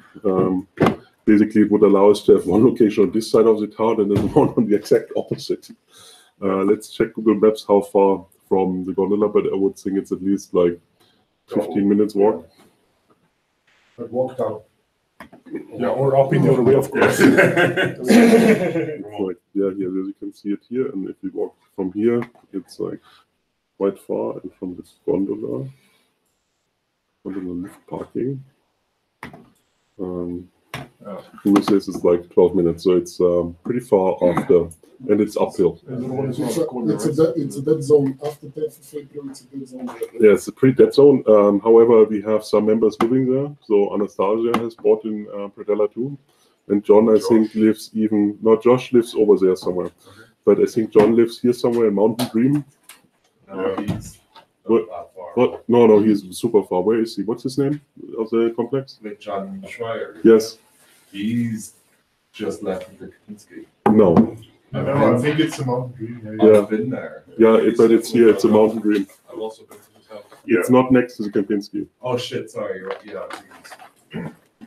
Okay, so it's pretty far away. However, there are some advantages to this location. First advantage is it's much cheaper and it would be for sale. So basically it's about 100 square meters and the asking price is about 15,000 euros, maybe a little bit negotiable. It's ground floor, but it has its own back entrance. 15.15. Yeah, 15.15. So it's only like 150 euros per square meter, which means if you would convert this into rent, it's only about 300 left rent. I just wanted to repeat it. Everybody knows. You know. And we could also rent it for 300 left. So we asked him; he's willing to rent it for 3,600. So it could be a good investment for the co-op. It could be a good investment for a member, or it could be good to rent it. It's if you look at this, it's basically a lobby area. So where the stairs are here, we could kind of close down this as a wall. The stairs would then move here to the side. So this side, this corridor is not part of it. So there would be a wall that we basically take from here until the stairs, remove the stairs. There's very big windows to the outside. So we can see this is like here, this whole area is window. Which direction is that facing? This is north. That's facing north, so the mountain is behind us. There's another small room that comes with it. I think it would be big enough either for a pretty solid sized kitchen, or it could be like 2 Skype rooms. Mm-hmm. I think 2 Skype rooms and a small kitchen. There's currently no toilet, but there's installation here in this corner and in this corner where we could add a small toilet, especially if we kind of add a wall here, then we could also put a small sink in the toilet here. I think it's big enough for about 3 tables this size, so about 20 comfortable work areas. But the disadvantage is the location was pretty far away. Yeah. Okay, let's play this discussion thing. In general, I am rather for having one place in the long term than having several places. This is why I would not opt for buying it, but rather for renting it. And then I would rather go for being a little further down, closer to the gondola, which is closer to the gondola, which is also still good for the people living up there, and it's also good for the people not living up there, but living like where Philip lives, Winslow or something, halfway up or something like that. Everybody closer to the center. I think your location is much better than this one. It's also more expensive. How much is the difference? Basically double. A little more than double. And how many people can you put in your location? About the same. I mean, it will be a little bit more comfy in the other location because I think the other is a little bit bigger and we don't have the toilet kitchen situation, which gives us a little bit more usable space. But it's also about 100 square meters. And what would be the initial invest in changing the structure? I think comparable because it's the same thing. So we would need to add a few walls and do a few things, maybe add a heating somehow. Probably the Bellevue is a little bit more expensive because of more space and maybe we have glass windows and stuff like this. So probably the investment is a bit more expensive. But also the possibilities the room actually offers, like this bar area and like the space additionally when you go out there is also available. I mean, what I really like. If you want to go for lunch there, do you have to walk down to the gondola basically? Yes. Yeah. Or even further. So don't do it. But can you show the outdoors? This one, so the outdoors here, this is really huge up there, but also in the Bellevue we have some outdoor space, and I think this is very important to take in consideration, especially for the summer. As you see, the summer the outdoors is very much used. That will balance the fact that maybe in summer it's less interesting because far. But they will give the garden. I'm not good at marketing, but on the marketing point of view, the Bellevue location is great because it's on a main street. Absolutely. So you can put advert, you can put banner, you can put anything that all the fucking tourists in the winter will see. Whether we want to have tourists is another question, right? Yeah, but also for member. Put a banner. Co-working space policy. You can have it as a tourist. And then comes. I mean, and then comes someone the. as a tourist who will come back. Yeah. And then comes the other one that Bellevue is in front of Snow Pearl. So before you go to Snow Pearl, you pass by Bellevue. Bellevue, that's right. And you will first see Bellevue. Strategically, it's much better to be in the Bellevue. Yeah. Also, it's closer to me. But even for like Yeah. John and Alice, but also like even getting along with the marketing train of thought, like for members, you can say new location 5 minutes from gondola. Absolutely. And the other one is like almost as close as we are now, And because if now I- we walk 25 And minutes. also, if I look on the selfish part of it, if in Bellevue, I can provide cheap accommodation to all the members that wish on a reasonable price, affordable, and of course competitive price, not just because it's me, but because it's a good price. Just across the street. Just I mean, the Bellevue. I have the feeling, like when I entered the Bellevue, for me, I had the feeling that like there is different types of insulation here. Some are very bad insulated, and some are good insulated. I had the feeling that the location where we have been today felt cooler. It's a very, how can I say? It's like it's my personal feeling. But the Bellevue, I had the feeling, like. But Uwe, it's simple. This is north. Right, Bellevue the is other one south. is south. Yeah. Simple. That's why. And also in Bellevue, I think, like we have the fireplace. Not that this makes the room any warmer, but for the heart, like to see it, I think it's a great thing. And also on top of that, in Bellevue, in the yard itself, you have a well-maintained garden looking through the windows while working. This is what I mean. But here you have a parking. Yeah, well, you can make this really nice. It's still north and you don't get the sun. I agree. I agree. don't really hear a lot of Plus, positive points on Yeah. this one. Okay. I mean, the positive point, because the positive point, obviously, what I like Price. is Price. it's the price, right? And yes, so maybe I agree with Sebastian that maybe we shouldn't buy it, but if the co-working space wouldn't buy it, I would personally buy it because I think the price is amazing. And also, of course, lowers the rent. For the co, I would agree with Sebastian too. If you still have a whole house in mind for co-working Bansko, it doesn't make sense to buy this now. To rent for the next season or something. No, I mean, not for the next season, but if we invest into like reconstructing this, it will be longer than a season anyways. But assets are good to have in general, and if this is like, if it's affordable for the co-op, And if you can sell them again, and this is like something that's, you can buy very fast here, but you can sell only very slowly. So, I mean, the other thing that we have to consider, regardless where we do the second location, and regardless if you have a house in the future, if you have a electing location in the gondola, people will buy apartments around the gondola, there will be a community. And closing this location down, it tells them, okay, now we have opposite the river, something that is in the middle, is not necessarily helping. I think having two locations, one central, one gondola is perfect. So I think if we have smaller locations, even if we have this location, it doesn't mean that in the future we won't have a house somewhere else. It just means that once we start a location here, it's not for one season, it's more for the long term.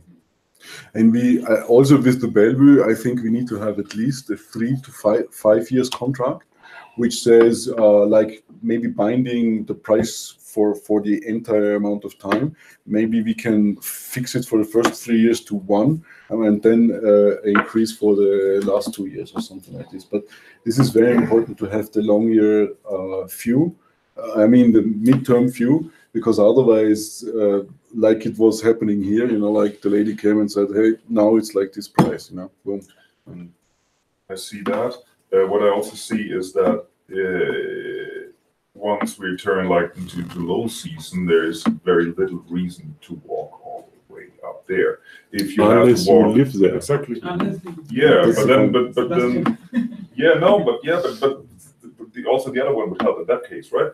And if there's no lunch opportunity, and if there's hardly anybody hanging around there, Maybe we can change. I don't know if this is fully true. I mean, there are people living in this area year round. I mean, the Victoria is open. not so far. There's a Great Lavina that's very close. Yeah, Green Life is close, so it's not like there's nobody there. And I think once somebody decides to live there, and we have to look at the future growth as well, we will have more people living in different places of Bansko. And if I am a foreigner coming to co-working, especially with the idea that Matthias mentioned yesterday that check-in will be here, everything will be given here, and people will only go there to work, I will find it difficult to find a place because I've been there. I know that the street is a narrow street, and you enter. You actually stop in front of the place. Predella 2 is on one side, this is on the other side, and you literally have to walk around the building on the back of it and find the place. Yeah, but in Tomavižanov they find us as well. It's only once, and I mean it's No, but I think it has already been said that it makes sense to have two locations, one near the gondola and one. I think so too. But further than the gondola makes it. the transcondylar location. Maybe if we become super huge, we can do that also up there. But for now, I think gondola is a better second location. I mean, this is what I said to Coop in the car when we were driving back. This would be a great third location. Given we have already two locations, so we are already looking One for at a the third river, location. four locations.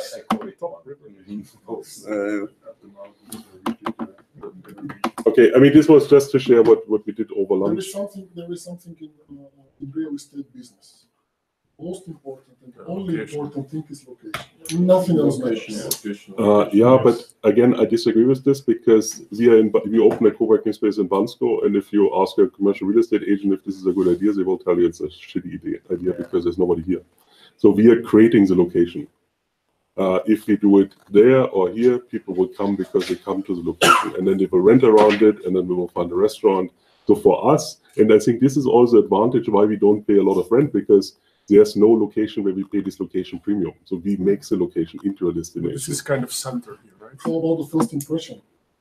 I think the building garden will have a better first No, impression. I mean, I agree with you with this, but the location for us is secondary. I mean, also That's right, here, But we for- make the location. Maybe for the people that come that actually want more premium, they want to be in the gondola in the winter season, they will care more about being close to the gondola in their co-work as well. yes. So I think it's a fit in terms of market. What is the overall strategy or goal? Is it to have something in one place, one big, or over the whole city in with 500, 800 meters? I think, like the goal is, that's a difficult answer, I think, or it's a difficult question, but I think there is a vision, right? So we have maybe different visions, but my vision is we have a huge building where everything is under one roof and it's probably belongs to the core. So that would be my vision. So Co-living included? No, it's not included. I mean, but it's a service. You can maybe you can buy, maybe you can, but within the building, everything is in one building. Okay, there's also a temporal aspect to this, right? So there's a season coming up, and we discussed this yesterday. The reason for the other location is because we will have too many people in the season. We have different choices. We can turn people away here and say we don't have capacity, or we can try to make everyone happy this season. So we need a second location now. Long term, it could be that we have a third location, which is this building. I don't believe that we will close down this location, nor do I believe that we will buy a building that's the size exactly on this location. So we looked at some places across the river, so there's some options there. If we have more members, I think it's possible to do it. But for now, we need a solution for this season. And when we do a solution for this season, it doesn't make sense to just look at one season because people start renting apartments and we have to renovate and stuff. So, which is why 3 to 5 years is a minimum for whatever we do now. But that doesn't mean that next year, maybe we don't buy a big building. Especially if you don't buy the small house. I mean, maybe we buy the small house and turn it into a big house.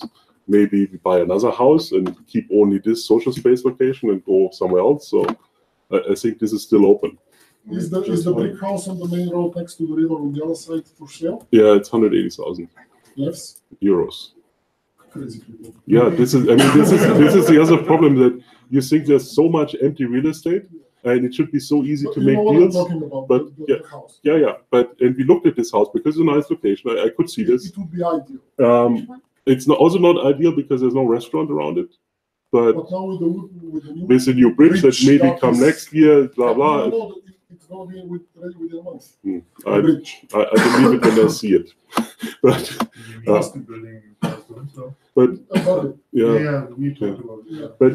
even then, okay. Show it on the map, the location, maybe? I mean, I can show it on the map, but this house is not available at this moment for us. No, because I'm just wondering why the river is better than the two locations in the centers. You know, we have the gondola center, we have the city center. Why would you want to be all in between? Yeah, all in between. Like, how is it better? This also doesn't make sense to me because then it's like neither, right? Yeah, exactly. It's like it's in the middle of everything, but it's in the middle, but it's nowhere also. Okay, so we are talking. If it's like made for everybody, but actually made for nice, right? Absolutely. Yeah. So this is the city center. The other one is gondola. But you know, also we create a location, right? And so when we have enough impact, you know, like all the restaurants also, that's a bit too much. If we have 100 people, I mean, we'll see. So the house we're talking about is this house. It's in a very raw state. It's available for 180k at the moment. It could be pretty big. It was 180,000 lefts, so maybe yes. But okay. The problem is it has been there for a while, which means people now want more money. I have heard that they bought it for 80,000 euros. Yeah, last year, and now it's in the market for 180. I see. There's this bridge here that is currently doesn't exist, but it will exist in the future. So, 1 month. Yes, in the future. People are already working on it. I saw it. There's also big plans from the municipality for this whole area to turn it into a park and then have a second street that comes here along, so they will divert the traffic, have it one way and the other way back. Which will be ready in 12 months.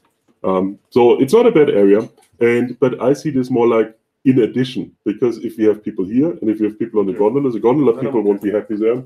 The people that are here won't necessarily be happy there, but the volunteer apartment is right next to it. So with at least one person working out from there.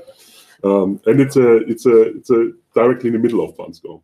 So overall, the long-term idea is to have locations everywhere, like in Bansko. So we cover everything. So I think we have to consider this once we are the co-op and once we see how it's working and how big we are, and availability of buildings. Can we find a big building, and do we then believe that we can move everyone from the locations from the gondola and from here into another building means how many people in that building, roughly?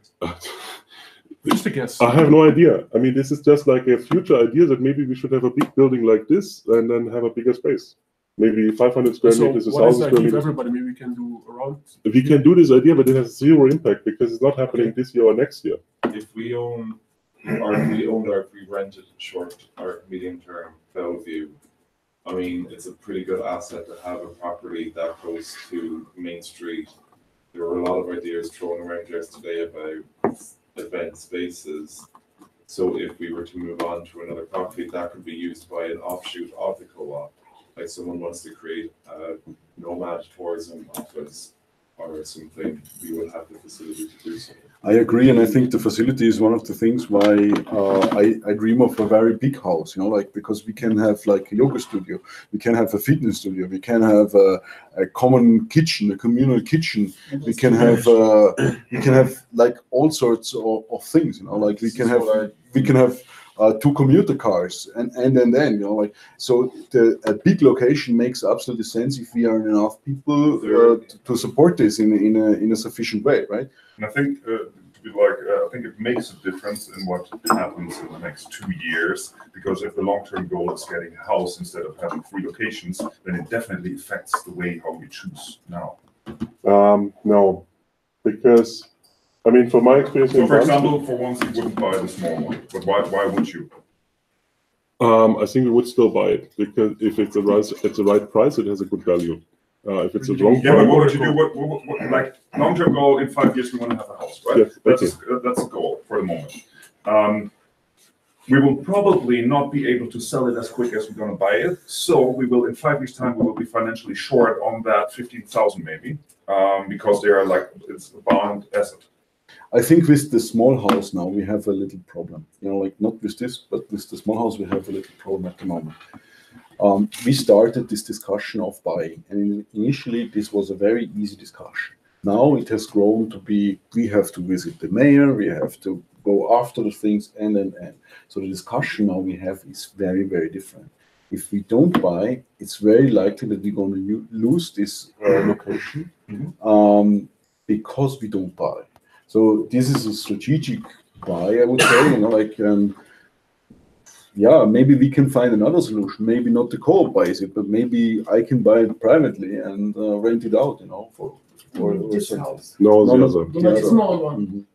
And so, but you know, like, anyways, so there's different options. But I think, like whether we want or not, I think in one way or the other, we need to give it up, or we need to buy it in order to keep up.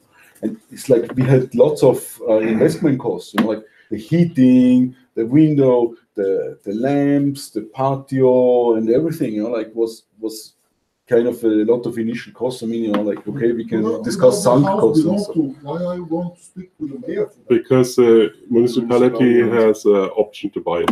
I mean, I really don't want to go too much into this specific house because we already talked about it yesterday. But the thing is that if you want to buy something in 5 years that is big, like 1,000 square meters, then we have to get like €1 million to buy it and renovate it and everything. It still doesn't affect if you buy now a small house for 50K. For the next 5 years, because we will also be able to resell it if you use it for 5 years. Yes. And this idea of buying a carcass of a house and renovating it at this size, I don't see this happening this year, definitely not. Next year, probably not. And even if in 3 years we decide, okay, we want to do it and we finally have the money, it will take another year to build it out.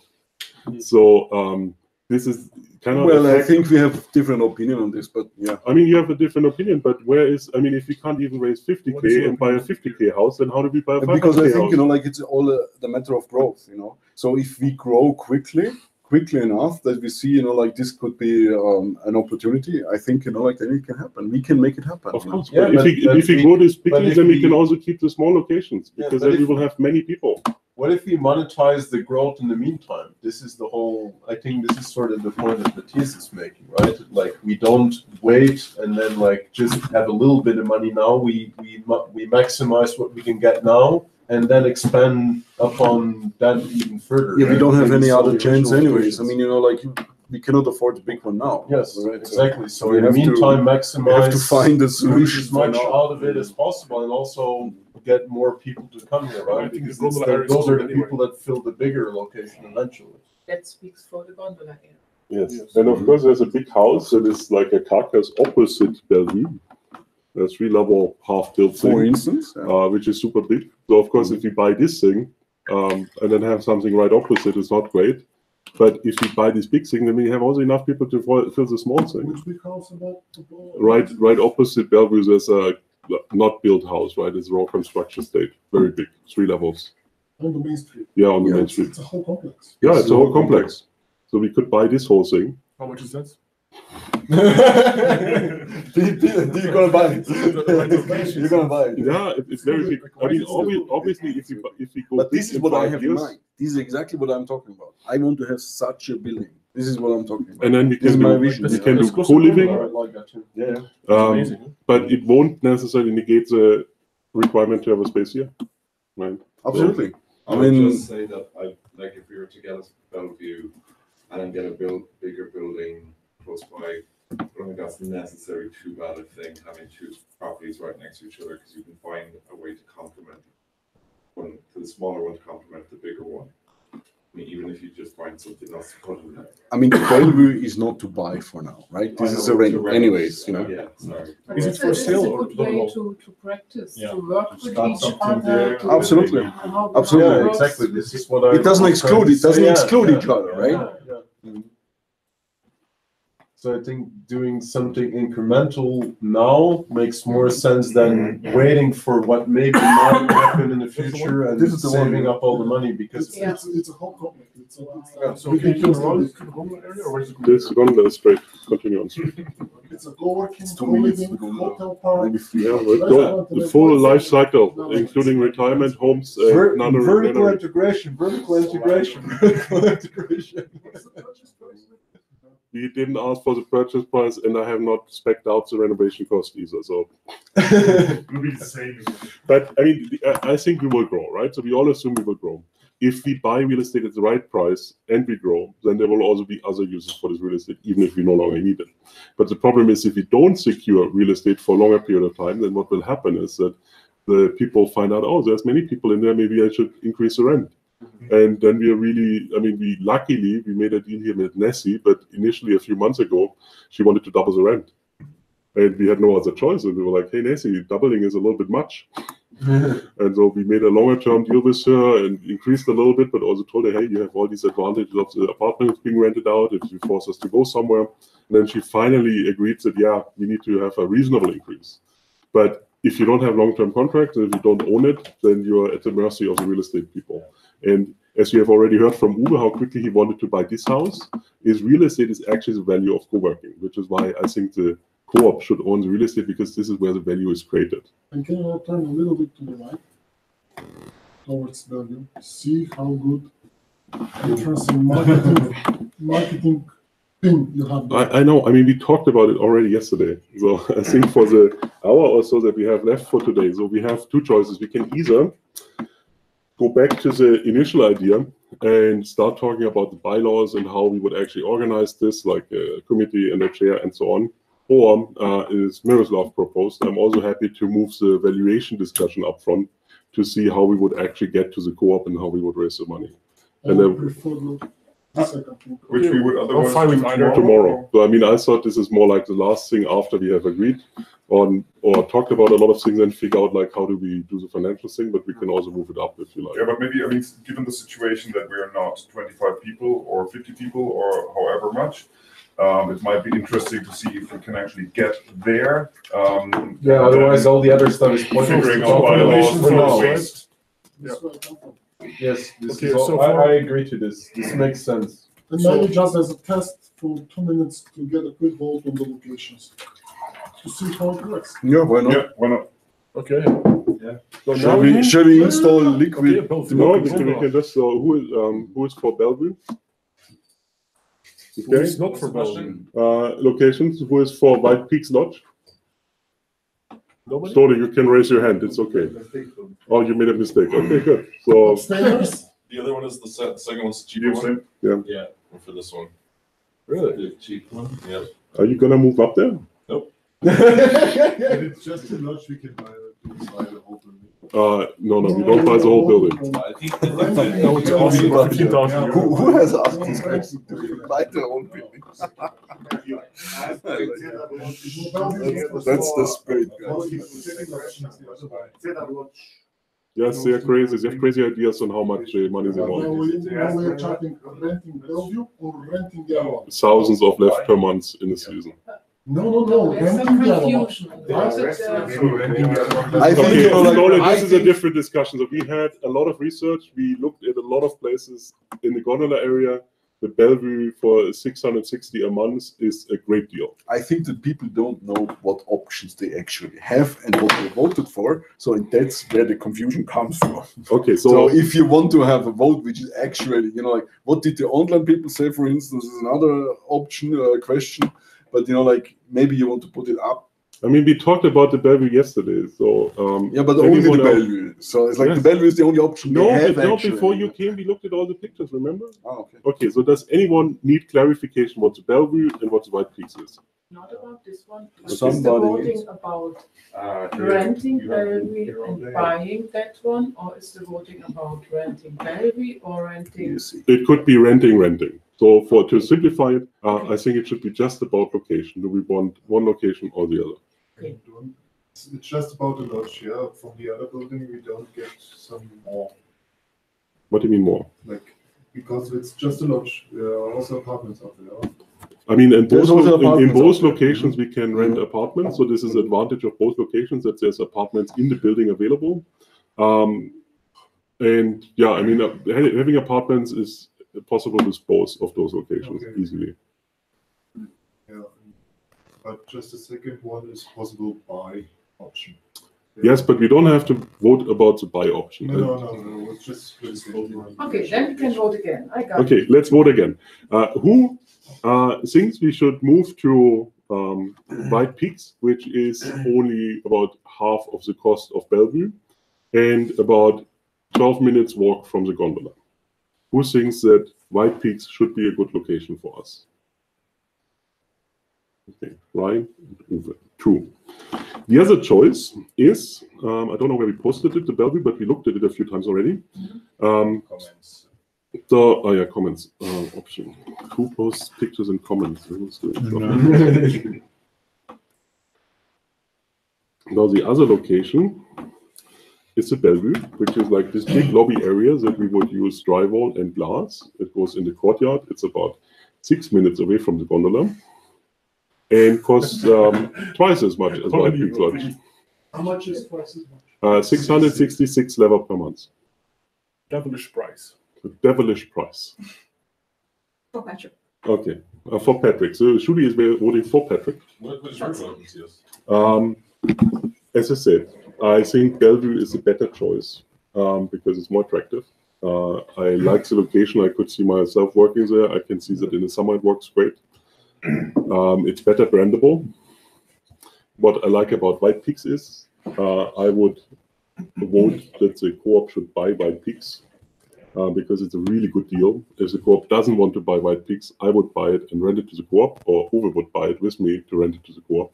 But the thing is now, if we make a Co-op, whether the Co-op will be willing to rent or buy White Peaks. Yeah. Yeah, I mean, currently there's no Co-op, but if we had the decision, I would probably consider these both options that it's a really good value. However, the problem there is that there's a lot of people, and it doesn't really solve our winter problem to the full extent, because even though you can rent an apartment from there and then ski out to the gondola and ski back in to some extent, it's still not in the gondola area. It's pretty I only voted that not both of us vote for the same thing, but I would be against it, like to buy it actually, and I would be against as Co-op owner to buy it, because I think the location matters, and I think that location is a waste of energy and effort for at least for now. Yeah, so which is why we will probably do the Bellevue thing. And it's pretty anonymous. Anonymous. Yeah. Okay. So valuation strategically, Bellevue is better. Absolutely.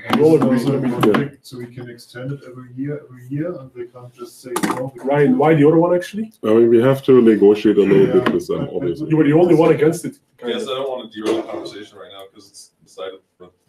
Yeah, thanks. Yeah. Okay. Good.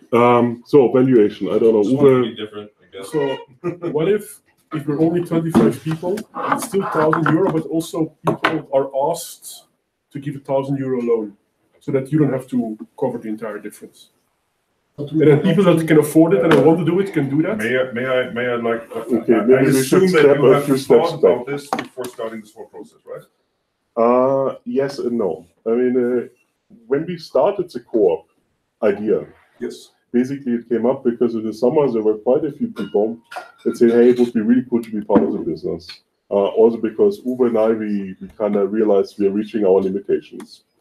And I thought, yeah, maybe this is really a cool idea. I still think it's a cool idea.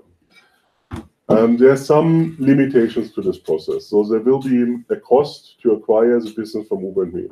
I think this cost is a significant discount to the actual value. So if you would sell it to a third party, I think it would probably be between 100 and 150,000 euro. So times 2, times 3. Basically. Yeah.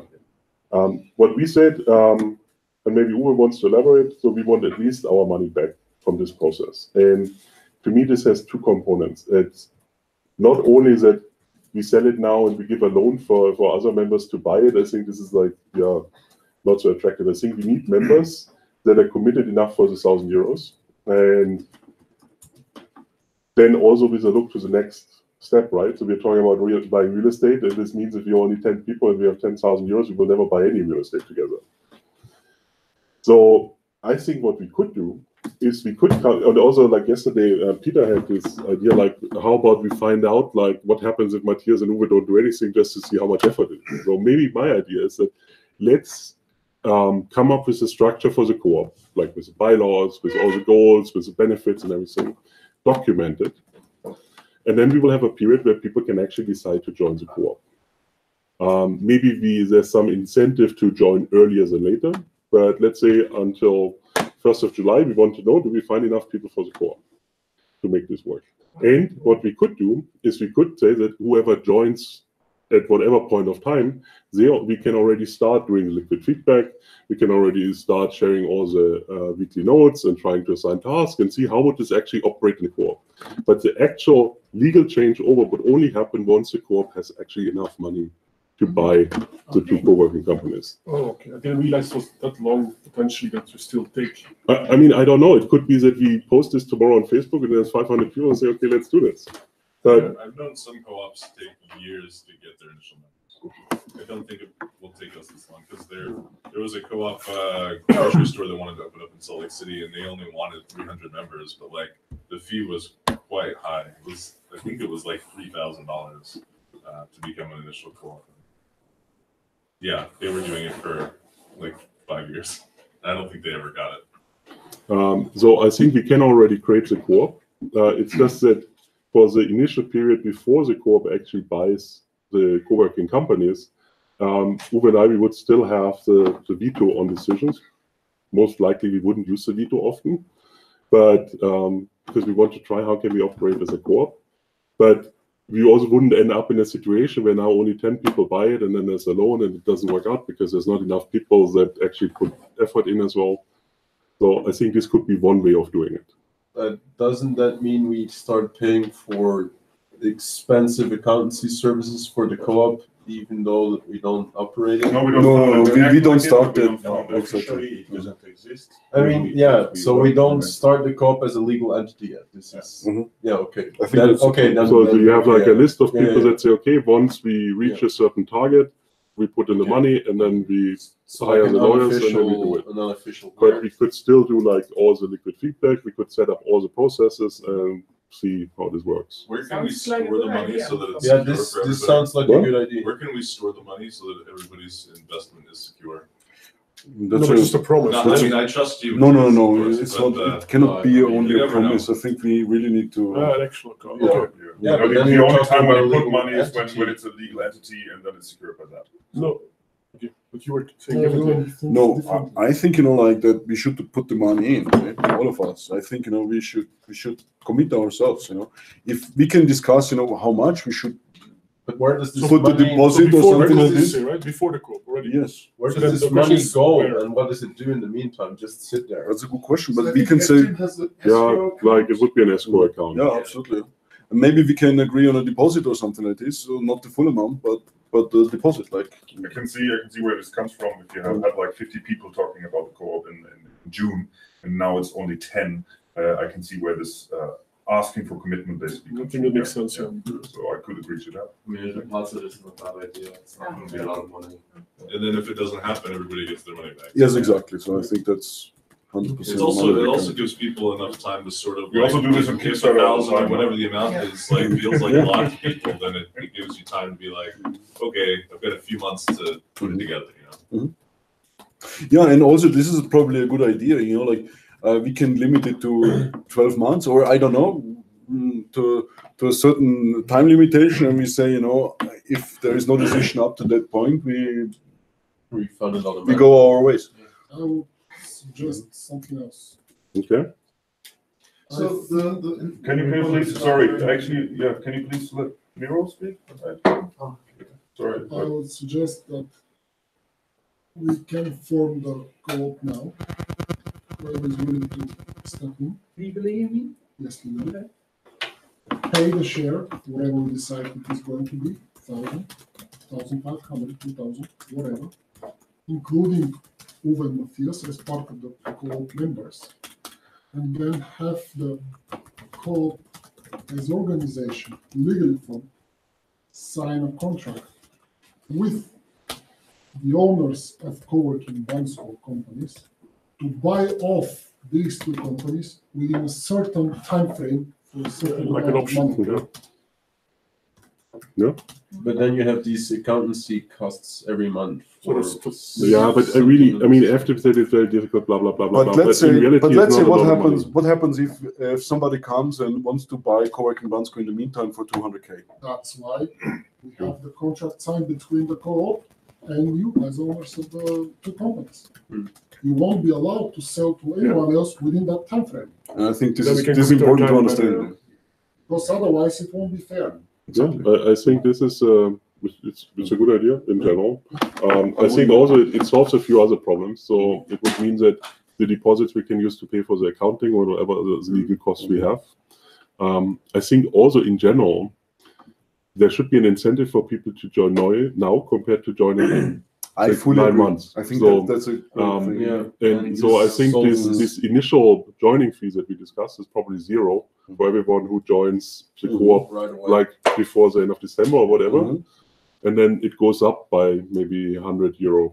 Yeah, or even more because 3 you months actually want to or make this more. artificial incentive to get more people fast, right? And So on this is top how of all that- this on top works. of that, don't forget that most of the money that everybody has to put in the co-op will be used initially to buy off the business. So Absolutely. if we start with forming the co-op now, let's say with €100 membership fee, then the entry fee for every next person, we will set it up, which will allow to make a rough calculation in 6 months from now, how many people will the co-op be from, so that we will know each of us how much money should prepare to pay off the business. Something like that. Yes, we are here now, 10 people willing to join, everybody gets €200 each to start the process. If somebody wants to join the co-op in 2 months, it won't be 200, it will be 400. If somebody wants to join in 4 months, it will be €600. And by the time that the business has to be bought, as per the contract agreement, whatever the amount of people is within the co-op has to get an equal amount of money from the pocket to buy off the business at 50K. If it is 10 people, 12 months from now, each of them will have to pay €5,000. If it is 20 people, each of them will pay €2,500 to buy off the business. But all we can say.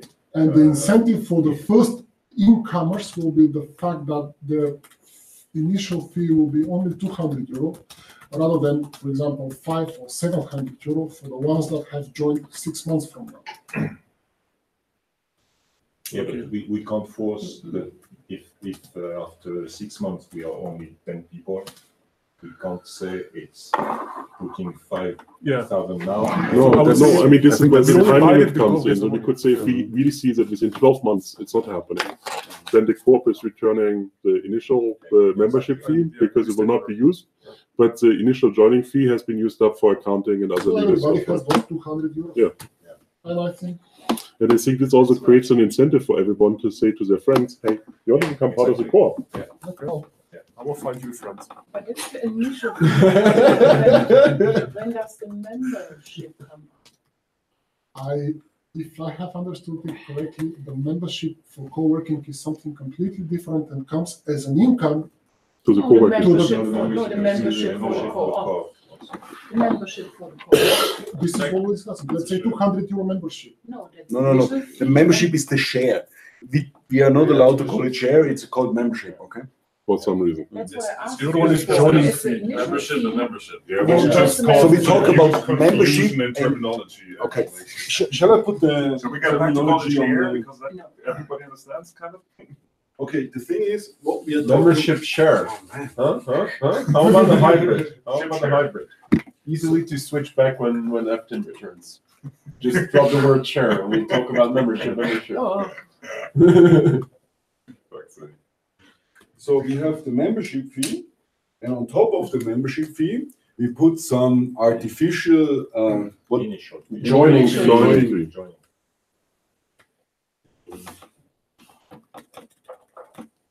So and this one is non-discussable. I mean, this one we will set out here, and then it will be stable forever. Yeah. And this one is the one which will adjust to whatever. And it's also one time, right? Yeah, Joining yeah. fee. And the membership for the co-work is what you pay every year. No. Once. Membership is For the once co-op. to enter For the This is the co-op. For the co-op. We just talk about the co-op now. But we we only just talk talk about- Only core. Yeah, but so if you include all the costs you're doing, right? This is separate from you being a member, being allowed to work. Exactly. Yeah. Yeah, So you this still is have to pay separate. an annually, Yeah, but it has whatever. nothing to do with the co-working space. Co-working. Mhm. Co-working, if you want to use the So desk. there's three So payments. this is the co-op only, right? Exactly. And the co-working Connects your W's. is a separate thing, right? And that's recurring. yes. with membership and joining fee, we have to buy off the co-working business. Yeah, that's true. Yeah, Exactly. and pay the accounting until we get there. Yes. But I would even say, Well, also just with membership. Sorry? Depends on how many Joining members. fee maybe will cover the cost, the administrative one. But I think the membership should be something not so much depending on the cost, but I think like this should be something. Yeah, I mean, yeah, we can think about it, but I think it should be a stake somehow. It should be not 500 euros. Or I think 1,000 is too cheap. I think 2,000 is something. Yeah, or maybe we can discuss, but I think I'm fine with 2,000, but I think some people are not going to be. Question. During this time, you guys still own co-working Bamsko? Yes. Yes. So then. But we have an option contract. Then I like the former option, because the only reason to do it now and waste money on accounting shit is if we actually own it as a co-op. But the Coop gets an option to buy for a certain price. Yeah, but you don't own it during the interim. So yeah, but if you get the money, you can don't buy have the money, right? So as soon as the co-op has the money, the co-op can buy it. I mean, like if we say, like whatever is the amount, like when divided by the people here, it will be like rather 5,000 over 5,000 euros per person. You understand what I mean? In order to buy it now, right? Yep. But what I'm saying is, so the first option that you explained is that escrow. The escrow thing. Yep. Mm-hmm. But that we would still sort of experiment with trying to run it as a co-op, even though we are not legally as a co-op. Yes. Assuming that same thing would apply to this other situation, where we are sort of, I don't know, making payments or saving up money or something like this. I guess I was thinking that the point of doing it this way was to basically buy the co-op from you now on a loan or something. Yeah, but we already said we're not doing a loan. So if the co-op wants to do a loan, the co-op needs to fund a loan. To keep the rights of the co-op to buy co-working. Yeah, which is a good thing. To hold the sale process and to keep the because obviously also over the next 6 months the co-working space will grow, right? Everyone already starts putting some of their own effort in. It's growing and growing, so you're locking in the price now. Exactly. And if somebody else comes, if WeWork comes tomorrow to me and says, "Hey, here's $1 million," so no, unfortunately, we have made another deal. Unfortunately. And now we are all here. I think we would modify the contract to allow you to sell it and split the money with us. Okay, but the reverse structure. But maybe that is possible. Maybe we can talk about it. Then you would just sell your option to WeWork because the co-op is already putting the money. And then Uwe and I, we already committed that at this level, we will actually make the sale. Yeah, exactly.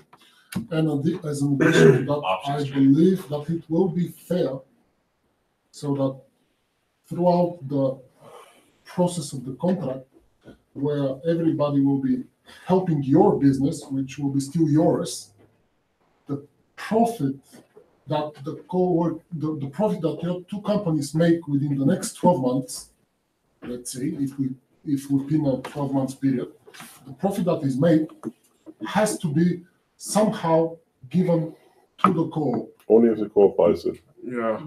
But we will have a contract that the co-op is obliged to buy it. Not obliged. You have the option. No, it's an option. I think we shouldn't even consider 1 year of time. I mean, because I think we run into the other problem there. But the other point, obviously, is that the final price will depend on, for example, are we taking the cash that's in the company out now and then value the company, or are we leaving the cash in that's in the company? And not only that, it will also depend on the fact that throughout that period of time, the company will be working, and we will be helping the company work, which will be subsidizing someone else's business. Yes, if the co-op doesn't buy the business. If the co-op buys the business, then actually we have already locked in the value today, which means we are not participating on the future increase more than any other co-op member. Yeah. That would mean then that what you say is, if we evaluate the company as a bank account with zero left in it, whatever profit is made throughout the year stays in the bank account. No, it means that we will determine the value now, make a contract now, and this will be the value. And then after that value, there is At no this more value, dividends or anything, right? at this value, we will sell it. Then you agree to not make any more dividends or something after you take out some money we agree on, and you. Yeah, I mean, we will agree on the valuation now, and that's it. But but the profits for the next 12 months until we buy, or 6 months, as you will stay in the company then. yeah, I mean, we will value whatever the company is worth now, and this will be the price. But the point is that in the 6 months' time, you have the power to do whatever you want with the company, right? So there has to be some rules about that as well. I mean, we can definitely ask the court for all investment decisions. I have no problem with this. I don't think there's a lot of dividends to distribute, but we can definitely vote on like how should we invest the money that's coming into the company. There's no need, especially if we all work together. There's no need for me or Uwe to take dividends out. But if the co-op doesn't buy the company, then this additional value that we have created is not reimbursed. It's, I understand. Yeah. Yeah. So basically, just sorry, but let me rephrase it one more time. If we evaluate the companies today at 50K and say next year they have 60K, we're still buying them for 50. Yes. Because it probably will take us 12 months to They're more than 60K already. 6 to How 12 about the months positive to cash flow that will be in the company? How about the money that will be net profit as cash money in the account by this time next year?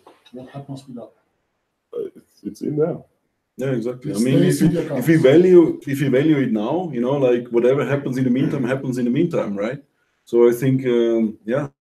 I mean, for us, probably it's not so fair, you know, like if there is a lot of gain in the meantime, then it's already within the co-op, you know. So for us, it's a bit, you know, like a not so positive thing, you know. But I think it's fair to agree to a certain amount right now. Maybe you and Matthias can think about it, Uwe, and come with a proposal to us on how exactly that would look. Like how much cash you want to take out, what is the exact valuation, what happens exactly with the profit until the point we buy it, so we can agree on this. Yes, yeah. But I think you should think about it first before we have this discussion. Yeah, well, we are here tomorrow as well. I mean, this is just a general discussion anyway. So I think. No, but I actually think the approach of having the Coop now and then having the option is the right approach, because then we have motivation to do our time. Absolutely. Extra beyond. I think that's important. Yeah, I think we should find the solution like within this weekend. Yeah. And on top of that, this gives time for the co-op to gain more members, so that the share of each one won't be hard to buy off. And so maybe it's a wrong discussion right now, but so what is the feeling about the amount of money we want to pay for the membership? Like, is 2,000 an issue for anybody? Does that be 1,000 maximum? Same for here. Because I mean, who is I'm expecting? buying this apartment for something. So for me, if it would be 2,500 or something, so I would. So what is the max people are thinking about putting in as a membership? I would imagine that it should be split by 2 installments first. Some kind of 500 to 1,000 initial membership, and then everybody should be obliged to be. One moment. And everybody should be obliged to be to pay an extra 1,000 to 200 or 2,000 when the moment for buying the company comes up. I don't think it's even possible in a co-op, and I also don't think you want that. Okay, for asking your question, 2,000 would be okay for me, and I do speak for somebody else. We won't get. You have 2 people that can commit to 2,000? I'm 2. You're 2, all right. So 2K was raised as being okay. Andrea? 2K is raised as being on the edge of too much. 2K has been. So say a number. I like 1,000. I think 1,500 is okay total with joining fee. With the joining fee. 2,000 makes me feel uncomfortable at this point in time. So okay, 1.5K I take down. I mean, if I can like do that, yeah, again, if it's like it's like 1,000 now and 1,000 for months or something, then yeah, of course, it's not a big deal. But so we have like, what is the initial fee? But we keep in mind, okay, that we create a time span for the formation of the co-op, right? So for now, we would take for the people who are interested in a deposit, let's say 500 euros or something like this, I don't know. Yeah. We put this deposit on a wherever safe account, and like in, let's say, 5 months or so, we would make a final decision whether this 5K goes back or whether we buy. So now we go back to the bank account. No, you need to create the co-op to make it. Totally discuss. Yeah. Maybe we should vote about that. Maybe. I would suggest that we make the membership fee 1,000 and the joining fee for the people existing in this room another 1,000 and make a scale for the 1,000 are completely away. No, listen, the 1,000 is the joining fee is away. So it's even gone. more risky. It's not your money then. You get it never back. Okay. And then I'm out. With 1,000 euro put in and as a donation. How about 200 the joining fee? Can I say In something? 1 month. Can I say Yeah, something? let's first finish what you want to say. If we have a membership fee of 1,000 for everyone and a joining fee, for example, 500 today, 600 next month, 700 in 2 months. You understand that? Yeah, Getting with 100 higher every next month. Yeah, there is some effort, and then you want So to be that fast. all of us will enter this call with a total of 1,500. But the That's discussion what I now suggest. is the membership. Hold on, and then whoever wants to join in 6 months won't be 1,500. It will be 2,000 for him total.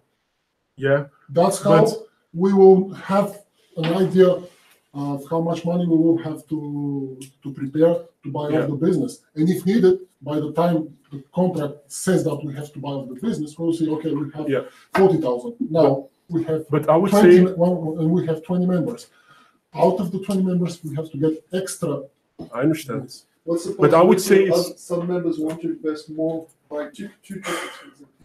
That's No, not possible. No, but look, Elena can buy a ticket. Just go. You and Elena can have a separate ticket. Okay, so you could do it that way. Yes. I don't know if you can have a ticket for each of the babies. We will discuss this. Well, I'm the entire point of the joining fee.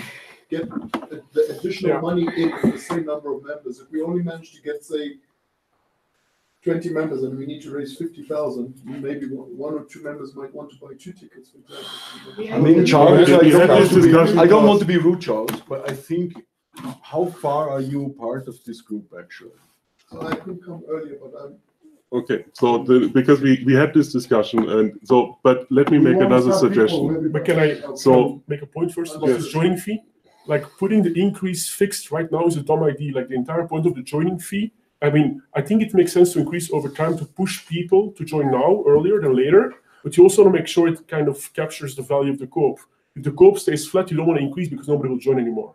Right? Only for the period, let's say the first year until we Yeah, but what's the purpose of the joining fee? What's the purpose of it? So the joining the fee, money is always in, but the joining fee means it's taken from you and it's for the co-op. The purpose is the incentive that the earlier you get into it, the more benefit you get. Yes, but the purpose is that me and you enter now and we risk our But we also agree that right now. now joining fee is 0. But if we agree on that, can we go back to how much are we willing to pay for the membership today with 0 joining fee? Okay, before we say this, the reason why we need a joining fee is because if you want to create a co-op now, there will be some legal costs, there will be some accounting costs.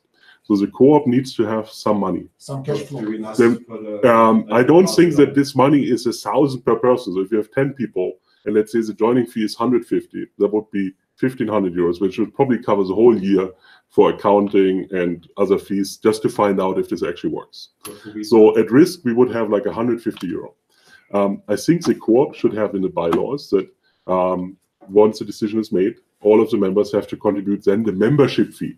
So once we reach however many members we need, the membership fee needs to be contributed. Members that don't contribute the membership fees will automatically leave the co-op again. And this way, we cover the cost with the joining fee.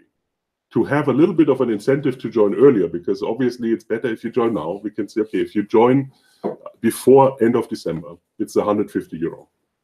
If you join in the first quarter, it's maybe 250 euro. And if you join like the 1st of August, when we already have all people together and there's 0 risks, then maybe the joining fee is 500, which stays for the 500. It's fixed right now.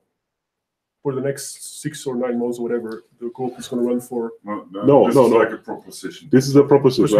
I'm saying we need some money to pay for accounting and legal. So this needs to be the joining fee. But it can also come from membership. There's no Yeah, law that can. No, but then it goes bankrupt. No, we want Yeah, to but keep. if- No. We want to keep the membership in the account so that we can buy off the business. With the Where you have membership. 1150 from all membership or from 1000 membership and 150. No, it makes a joining fee difference. doesn't matter. It matters because the joining fee you will not get back. But if you close it down, then you just divide the money by all the members anyway. That's how it's going to be. No. It's a big We're discussing now different. No, if you shut down the Coop, right? Then obviously all the money there is goes normally back, like in a, I mean, in a how else limited. is it going to be like just expiring? I mean, it has to go back to the members then, right? It doesn't matter if it's membership or joining fee then. So, Okay, we may as well pay the accounting from the membership fee. Yes, but we already agreed that we want to have a joining fee in the future and a Coop share fee, right? Yes. And we So, need membership and fee to we pay need off the some business. money now. What is your point?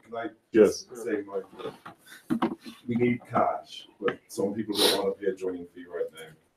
So unless I missed something in this conversation, It's not what what we I pay heard. now is just a deposit on the membership fee later. No, it's not because it will be used right now to pay for accounting. So But it's possible. Like in the limited, you can use the money in the If you limited start a Coop now, you for have to pay the founding. full membership now. okay, I mean It changed. then basically we are saying instead of having a membership fee of 1,000, we will have a membership fee of 1,150 and no joining fee. Yes. Okay, but the amount is the same, and just to be consistent, it's better if you say, okay, we have a joining fee and we have a membership share. Why? Because the membership share will be the same for all other members. So then we're increasing, we want 1,150 So from we all have to go back. members. I mean, And then we can't have a paying joining for the fee. accounting for a year is like a detail. Like the real discussion now is how much do we think the membership fee should be? Okay. That's the only discussion. that Okay, matters so there. let's say first discussion, we assume that we probably need about 1,500 euros for accounting and legal for 1 year, okay? And this has to be contributed before we start this co-op. We need to figure out how to pay this. And now the second question is like, how much money do we need to pay per member to actually buy the co-working Yeah, space? so can we finish the round there? Because I want to know what people think. Like, so Could you please ask again, more specific, So, that we can. if you assume, I mean, maybe things, if you assume there is no joining fee at this very second, right? How much is the maximum willing to pay for the membership to join the co-op that has the option to buy the co-working Bansko that we start tomorrow? Like, how much would you pay? Is it Can 1,000, you 2,000? ask the other way around? Who is that we can vote? Who is willing to pay 2,000? That will Yeah, maybe count. Who is willing to pay for the membership, just the membership, 2,000? Yeah.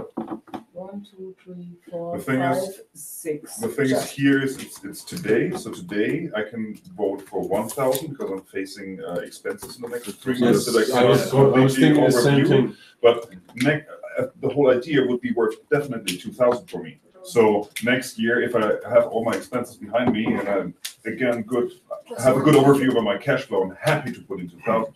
You know, For me, this is- Yeah, but that doesn't help us. Exact to same be- situation. Yeah. We have to Well, find at some point you have to starting point. start a co-op, right? But we doesn't can really say, matter. like within 4 months, like, are you willing to pay 2K within 4 months? And For we instance, don't have to pay it, we don't have to pay it in the Okay. next month. But When yeah, the what is co-op the is obligation just to do when so? the co-op For is 2K, set up, and this okay. won't be before mid or end of Okay. next I'm year. in the same situation where if it was, it's Yeah. definitely worth 2,000 to me, but right now I'm not Okay. up for putting that. So maybe the next level 1,500, or maybe I'm jumping too big. Who would pay 1,500 maximum? I am for 1,500. But you also are 2,000, right? It's already vote? If Please vote we only go But once. only on, vote once, please. If we go on Uwe's suggestion on dual or triple payments, delayed. No, but please, like No, one no, single no, there's no, payment, just vote once. one vote per person. You vote? 1,500. Nobody else? And mine was on 5,000. Where did Four? my vote? You didn't vote yet. We're talking about like Is it this very 1,500? moment. Yes. So I had to hand you money. Yes.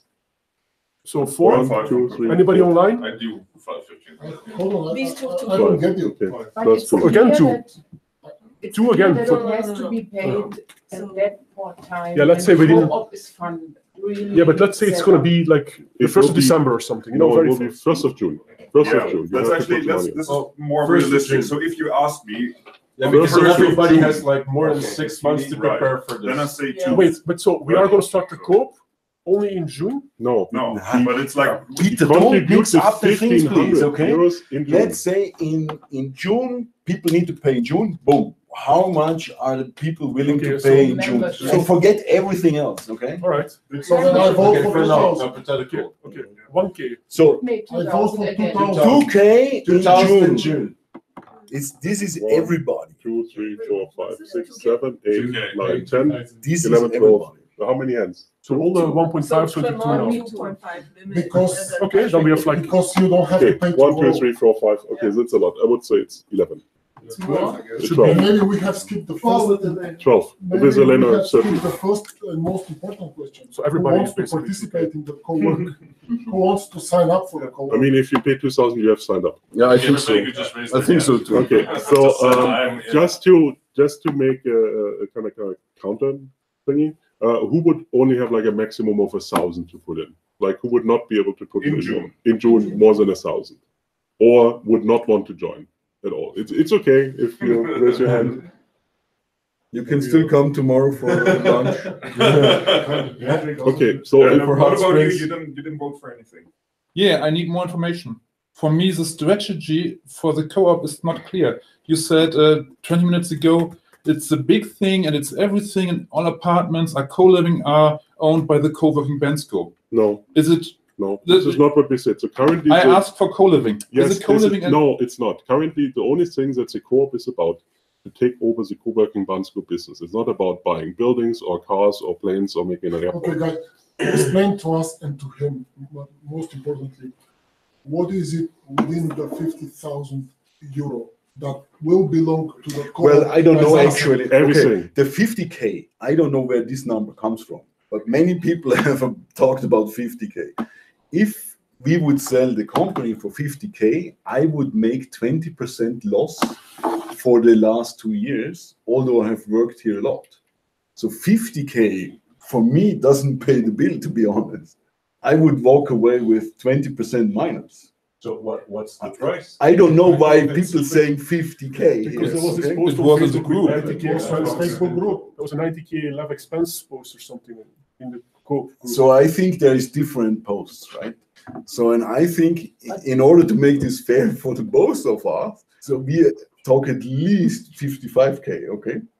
Okay, but so I think Okay, I mean, some of this confusion also comes from the fact, the question is like, how much of the currently accumulated money that's on the bank account do we take out before we put it into the co-op?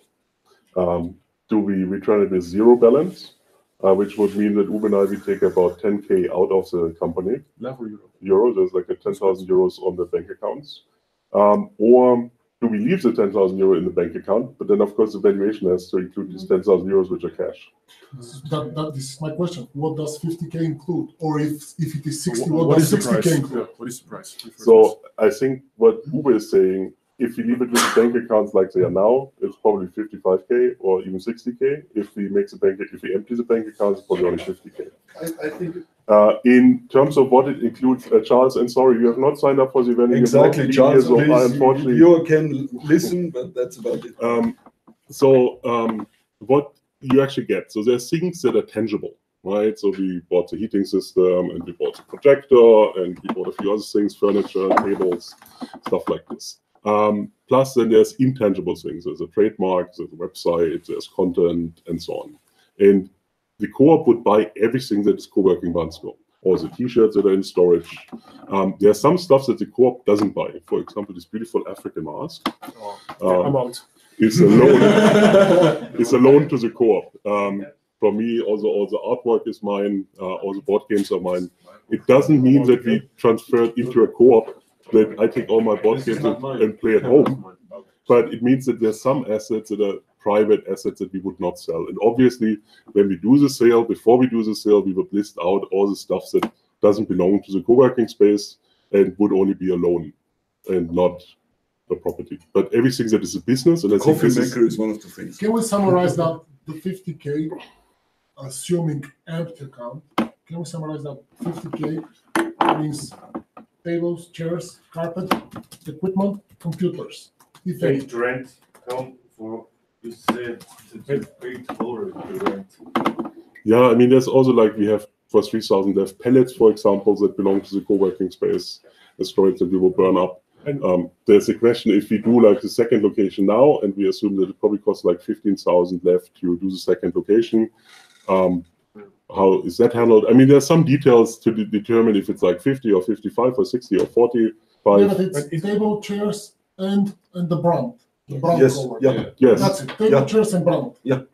And heating, I think, as well. The pellet burner, for instance. Yeah, the pellet burner, and some other stuff. You know, like. And would it be possible that by tomorrow morning you guys can have a rough idea of what kind of price you agree on? Because I have a feeling that maybe Uwe wants more than the number you're saying. I think we say the same numbers, we just include different things in them. Okay. Yeah, I think so. I guess because there is also money on the bank account, but it's just revenue you got from the last months because you Some of it's also money that's that not they've included invested. as beneficial start. So it's 50-55 plus the cash at this point. That's Okay, the but price. that doesn't answer his question. So yeah, I think your question is like currently in the co-op is only taking over the current co-working space operations. Yeah, but what's the vision of the co-op? Where it should go? Where should it? It's everything. You can see the. Are you part of the group? Yeah. I have posted my PowerPoint presentation from yesterday. Yeah. And there I explained also yesterday the vision. I don't know, haven't you seen? Because yes, so this is ago. different. So this is different. What Uwe presented is a possible future. Yeah. What we agreed on is this document, the goals and the benefits. So this is what the co-op will be initially. And of course it will be more documented, I think, before we actually start the co-op. But it doesn't mean that we will start co-living or having cars. I mean, all this will only happen once the co-op is formed. And once there's enough people in the co-op to say, okay, this is really where we want to go. Yeah, because I think it's interesting for the attendees the of the vision co-op. question is a If they can buy apartments and rent it to the other members, or if it's done by the co-op. I mean, this comes back to this benefit here, preferential access and business opportunities, right? So I think in Miroslav is also renting apartments. I rent apartments. If you're part of the co-op, you will have preferential access to the co-working space community. It doesn't mean that the co-working space will rent out your apartment for free. But it means that maybe if you're a member of the co-op and we have a list of documents from apartments that we rent, and maybe there's an agreement that some co-op members, in exchange for some revenue share or cost, can deposit keys here, and then Svetlina is calling the cleaning lady. So, but all this is part of a much later co-op discussion. Yeah, right. If the only interest is I want to only join if my apartment can be rented out, then this is not the right co-op at this time. Yeah. It might be at a later time, and you see, okay, there's now these other benefits, and now I want to be part. But at this time, it's only what we discussed. It's not the future. So assuming we have to find maybe, let's say, 15 more members in the next 4 months, can we bring in members that have not been in Bansko or co-work in Bansko at all? Yeah, I think we talked about this. I think we should state that we would wish that co-op members spend at least 3 months in Bansko, but we didn't want to make this a hard requirement. It's like an aspirational goal. And then, of course, it's like, I think when we form the co-op now, also the people that are in the co-op can already then start voting. Do we want to have that person in the co-op? Yeah, that's fair. Absolutely. Like if you're a drug runner from Medellin, and then we probably don't want you just because you're Also, money. maybe in the first co-op member list, it's only us, and then every person you want to propose gets voted in right away. So somebody who has never been here, like one Belgian friend is coming in December, he would then be voted in right away in the first meeting or something. If it doesn't raise a red flag, like we have had some members in the past, like where we think they raise a red flag. So I would have But it's also like, I mean, I don't think we have to have this fear. I still believe people will self-select. We have some values for the co-op. We also have some values for the co-working space. As long as people come in and don't actively kind of break our rules, I don't see a reason why we shouldn't include them. Absolutely. So let's first give everyone a chance, and then we can always including vote them in the out initial later. list. Yeah. Okay, fine. Yeah. You can always kick them out, right? This is I mean, of course, now the question is like, if there's like 20 of the wrong people in the initial list, but then we made a mistake. No, absolutely. Absolutely, no, I think that's fair. Yeah. Okay, but I mean, this seems like a very... We have to talk about the joining fee now. What's the joining fee? We so also at That's beginning right. of June I think that's right. 2000. That's fine for most of us. But what is the joining fee? Because the joining fee is we have to have now, and it can increase. It can increase. Yes, I think that's fair. Yeah. And I think this also creates, like, from a marketing perspective, this makes sense. I come again with my 200. I mean, a lot of people have left. Yeah, now, but why? What's the purpose of the joining fee? I understand why it pays for the establishment of the co-op. No, you can take the money from the co-op like in the limited. But we don't have it now. And especially if you pay it in June, then what money do we have? We want to have the money now from you. Now you sign up if you want to be part.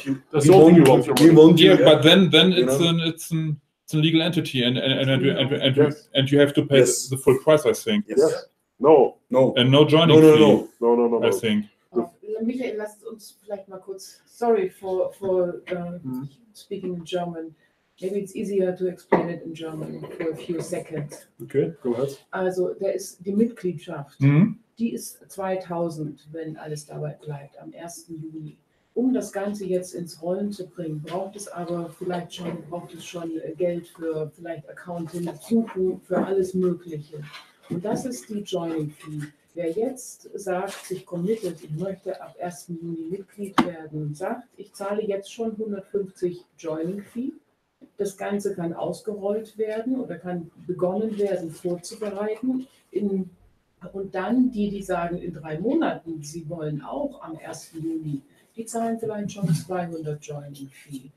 Dieses Joining Fee ist auf der einen Seite, wenn es gebraucht wird für Bookkeeping und was alles vorzubereiten ist der auch auf der einen Seite weg. Wenn von diesem Joining Fee was übrig bleibt, weil es mehr ist als die Kosten, dann wird es natürlich in die Kooperative eingebracht. Aber das Geld, ja, ist weg. Und ich muss sagen, um die Vorbereitung, sowas vorzubereiten, und ich glaube nach wie vor, dass ihr die meiste Arbeit habt damit. Das ist total viel. Man kann das und ja, das spreche ich ja auch gar nicht ab. Das Problem ist einfach. Das wären dann 200 Euro, 450 jetzt für jeden, der sagt, ja, ich bin dabei. Dann wird das hier schon vorbereitet.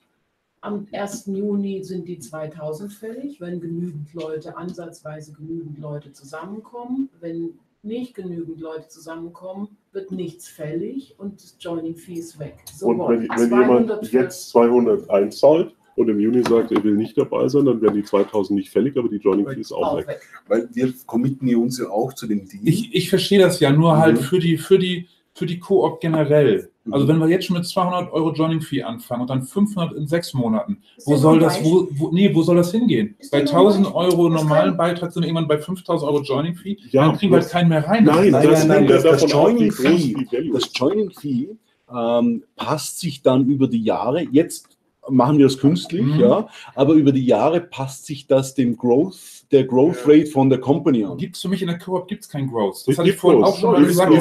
Du hast das, was du in einem Jahr hast. Ja, das aber ist so bei Wohnungsgenossenschaften. Aber schau, dieses Jahr. Und die Wohnungsgenossenschaften wachsen auch. Die haben immer mehr Immobilien. Die ganzen Sparkassen, die haben immer mehr Eigenkapital. Die haben auch immer mehr Immobilien. Also aber für den Genossenschaftler ja nicht. Das Bestandsvermögen. Yeah, we switched to English for only a few. No, continue.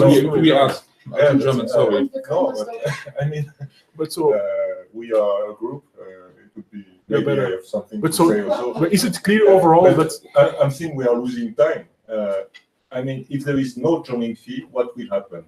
But we need to understand what the joining fee is for, which is why we quickly switch to German. But that's right. But for a second, explain why it is. What is your name? Because if it doesn't exist, what's your name? Michael. We will be in the deadline we fix 6 months or 1 year with the same discussion than now. Yeah. But this was not his question. His question was if the joining fee is constantly increasing, and let's say in 10 years the joining fee is 5,000 euro, then nobody will join. And the answer to that is the reason why people will join is because now you own, let's say, 5% of the co-op. You would own 5% of the dividends. We distribute 1,000 euro in dividends, so you get 50 euro. In 10 years, we might distribute 100,000 euros in dividends. So you get 5,000 euros. So if you only invest 1,000 euros as a membership fee and get 5,000 euros dividends, obviously there's something wrong. Yeah. And this is where the joining fee comes in. The joining fee will increase because the dividends will increase. And once a year, we will vote as Coop. What should be the new joining fee based on whatever we think the value that we created market is. value, so everybody still wants to join. So Yes, it's still a good deal. but for me, even now it's a great deal. a co-op uses the money to make it bigger. We can do no, that. no dividends. But if it's nominal. bigger, the value also increases. It's equity value. Die Wohnungsgenossen. No, but Wohnungsgenossenschaften, normale Michael, Prozente. like value is value, whether in dividends or in equity, it stays in the company. The value is there. It doesn't matter if you distribute it or if you accumulate it, right? So Die Raiffeisenbank war die erste Genossenschaft auf deutschem Boden. Und die zahlen, das heißt da nicht Dividende, aber die zahlen Zinsen für die Leute, die bei ihnen Anteile haben. Das ist ganz normal. Das ist ganz normal. Also, just sorry. You can take over. Das ist ganz geil, ja. In Deutsch. Sehr geil. Sehr geil. Das ist ganz toll. Okay, I mean, I'm pretty sure we will recap this tomorrow, but I think today, energy has been wasted. For tomorrow morning, the one practical thing we have to discuss, okay, people want to pay 2K, but only in 6 months. How do we get it closer to today so we can start a real co-op? That's the practical thing we have to discuss because all the joining. But honestly, I think if this happens, let's say it happens 1st of July in half of the year next year. If you already start now operating as a co-op, the co-op can already do most of the things. Of course, because it's still a business of me and Uwe, we can overrule and veto it. But obviously, because we want to take it into a co-op, I think this will happen very infrequently. Yeah, but the point is, if you say a co-op, then we have to do the fee that we discuss today. So that's the problem. Like we can only start a co-op legally in the 6 months, and if that's when people But we don't need. No. The whole idea is to start the co-op now, even though the whole capital is not. But then the entire discussion is how do we get those people to pay the 2K today? Because they don't have to pay it today. They don't have to pay it today. That's not the point.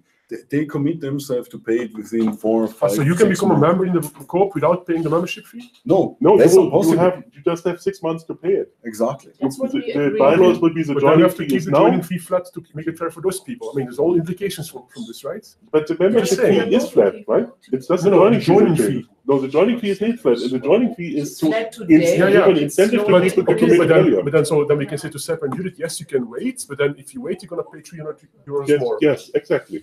Okay. But we need to pay the joining fee now. Let's make it explicit to them, because I don't think it's going to be And then if somebody is coming and saying, okay, this sounds great, I will join you, but then in 6 months not coming up with the money, they are losing the joining fee. Right? So this is the incentive. Yeah, the joining fee is like it's like a deposit. It's like it's not really a deposit, but it's more like to have a commitment. To have a commitment.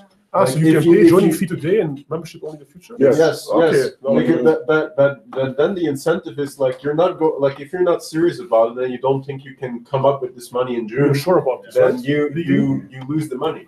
I mean, we have to check it. Eftim will confirm this. I will tell him to confirm it.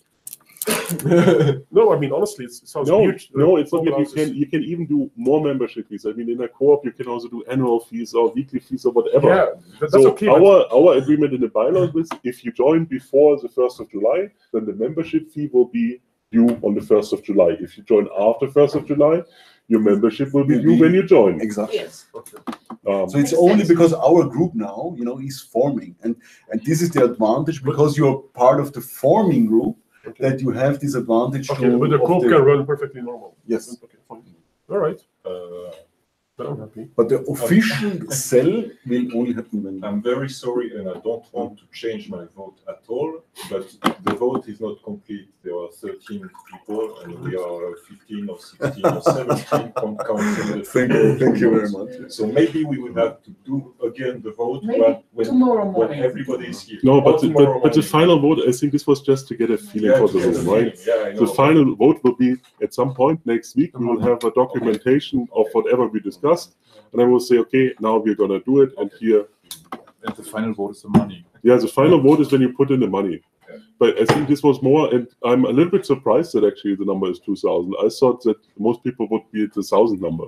But if you had the 2,000 number on average, then I have zero doubts that we will find 25 people. Absolutely. It's actually like, just thinking of it, it's actually worth an extra 1,000 to have like half the amount of people. Plus, we are buying an asset worth more than 50K, right? Yeah. It's a good buy. Was it another 2,000 to have only Like a you get quarter double of the money. Was it another 2,000 to have only a quarter of the people?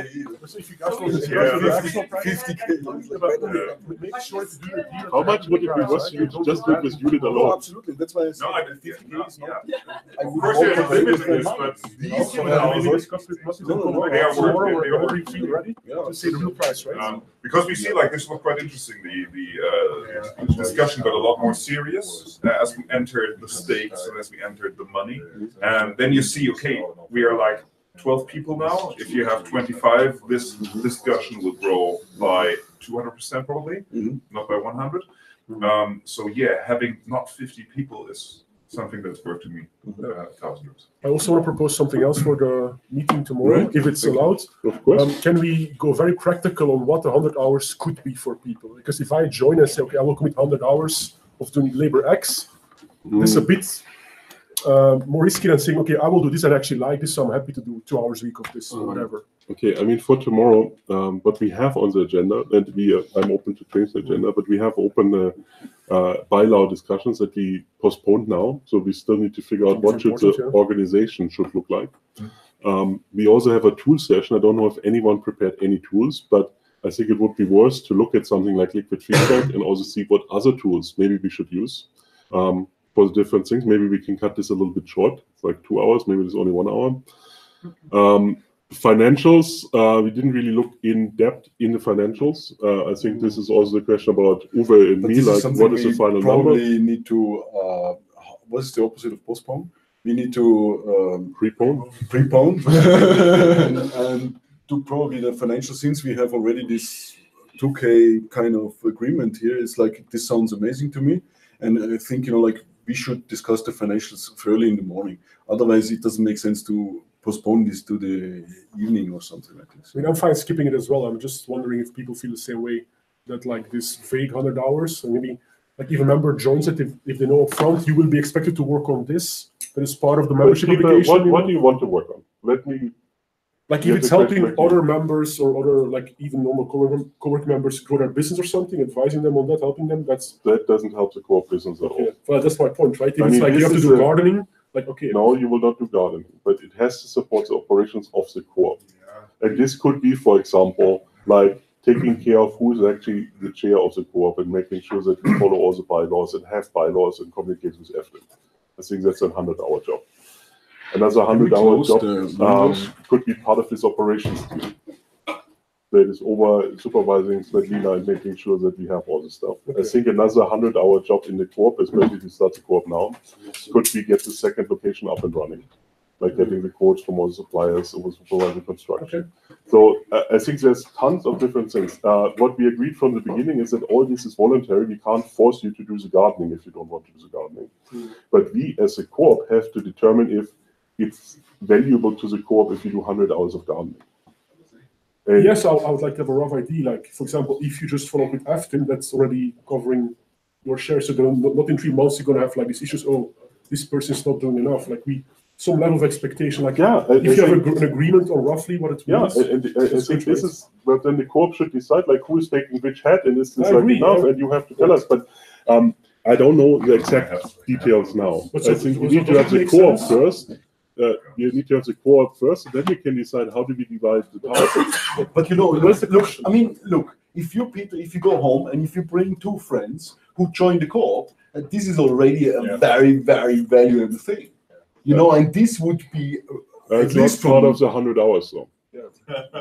There we go. 30 minutes. I mean, okay, we can discuss what is part of the 100 No, hours. I mean, we can discuss what is part of the 100 hours, but the thing is we have discussed some business activities that need to be covered. Okay, that currently are covered by me and Uwe, which means right. at least these business activities need to be covered by other members in the co-op as well. Where are these business activities? It's posted in the group. So we have a task list there. I don't think it's a final task list. I think it's a little bit different now starting up the co-op. So there will be more co-op specific work required to just figure all this out and get us bylaws and registered in the company house and collecting money from the members. I can just imagine that some member wants to join, but not if he's only if it's forced to work on marketing because it's the only thing left to do. But we already discussed this 12 times, so Yes. nobody will be forced to work on anything. You can voluntarily Yeah, but you pick. want to do the 100 hours, right? So then, Yes, you will do the 100 hours, and the co-op will have plenty of tasks for people to be productive.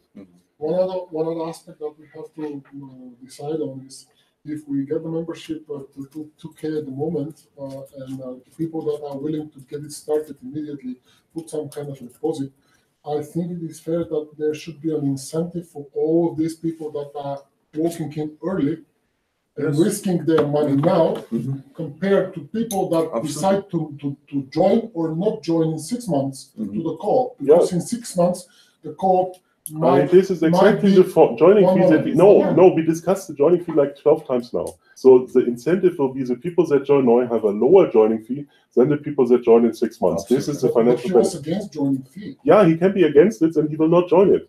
Okay, I'm not against. I'm not against. I said only a few things. But it's just a mechanism, right? So there will be a financial incentive for people to join earlier. And the financial incentive is a joining fee. We can call it the membership fee, blah, blah, blah, blah. Joining fee. Let's stay with joining fee. Joining phase sounds good. And also in the meantime, Matthias and I committed not to sell the business in the meantime, right? So there's like, exactly. And the only thing you have to pay now is the joining fee, and we can make the membership fee doable like in June. Because but also we still have the co-op it also doesn't make sense to works. put like the money now on a co-op bank account if there's not enough money to actually do the deal, right? So. And then, so if the joining fee is, for example, 200 now, it should be 400, 600, 800. Yeah, I mean, that's a little bit too much. I mean, we can talk about what the step is. I don't think it should go from 200 to 800 because then it makes it really difficult for people to join if they have to pay 800 now. It's a little bit unfair. Yeah, I think it's a supply and demand thing. So you can basically exactly. I think the same.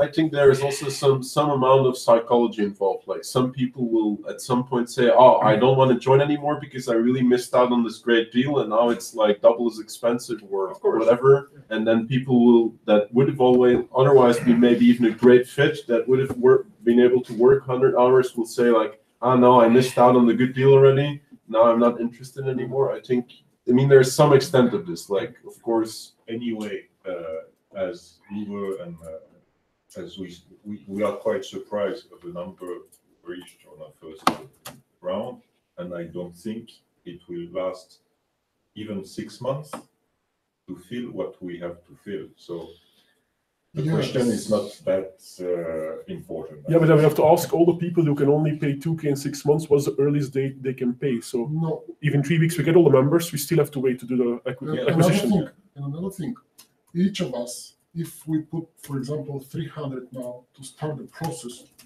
and somebody can join in 6 months and only pay 400 or like 100 more than me, why would I risk 300 now when I can wait to because your number is wrong. No. Your numbers are all wrong. I don't know where the numbers come from. I think we start with 150, which will cover the accounting and the legal. If we have 10 people, 150 covers this. And then maybe we raise it to 300 and to maybe 450 max in 6 months. So you have like, if you commit now, it's 150. If you commit in 3 months, it's 100 more, and then it's another 100 more. And not like it's then all of a sudden 1,000. Because of course we want to have this. You also have to keep in mind, like if the membership fee is 2,000, like this comes on top of it, right? Exactly. So and 400 on top of 2,000, I think is bearable, but 800 on top of it, this is 3K almost, So this is a very different story then, I think. And there's also no good justification for it. I mean, I think people can understand that it should be rewarded if you join a little bit earlier. Absolutely. But this joining fee should reflect the increase in value. And I don't think we will increase in value this much in 6 months. Exactly. For the question, how can we get people earlier? What happens is if the money is here like in 3 weeks already, maybe we can accelerate it. But also, I don't think the co-op will really be ready for takeover in 3 weeks. So I think first as a co-op, we have to learn how we operate as a co-op, get the processes in place, and then take over the business fully. And there's also no disadvantage to do the legal thing. We can arrange for minimum 4 months from now and maximum 12 months. If we get everything together, maybe the 1st of January is feasible. But we don't need to put pressure on it, right? I don't think this is happening. I mean, I'm not here for the next 3 weeks, and December is coming. People are traveling.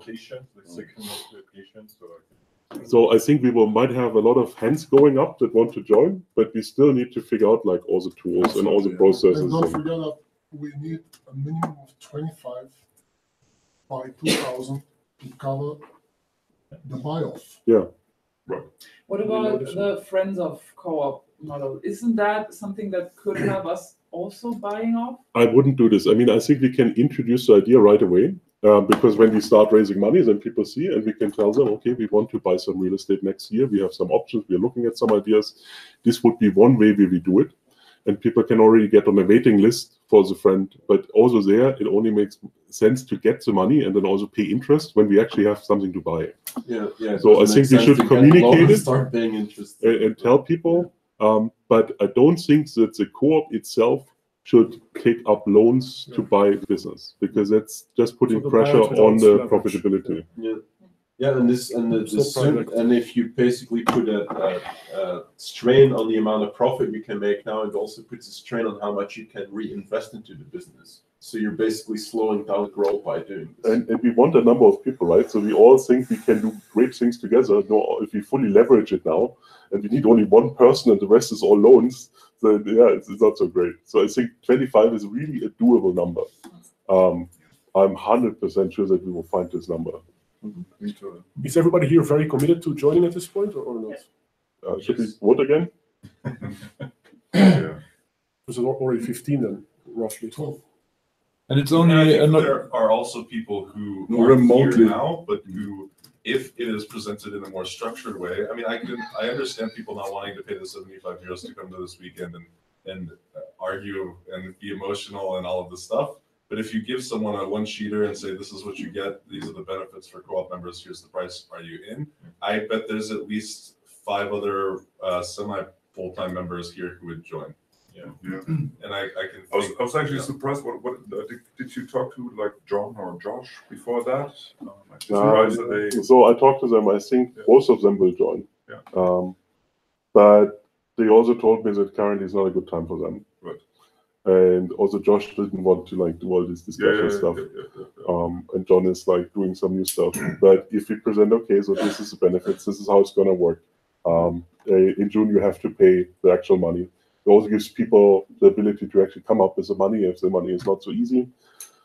I mean, there's many more people that were interested, and it's not everyone enjoys these discussions. I mean, Peter's disadvantage is he's here this weekend and he can't just get a yes/no thing. I think this one is much better than yesterday. So we forced him to sit through all these discussions, and I think there's a few other people like this that say, okay, I believe that there's a group of people that will come up with a good idea, and if I believe the idea is good, then I will join.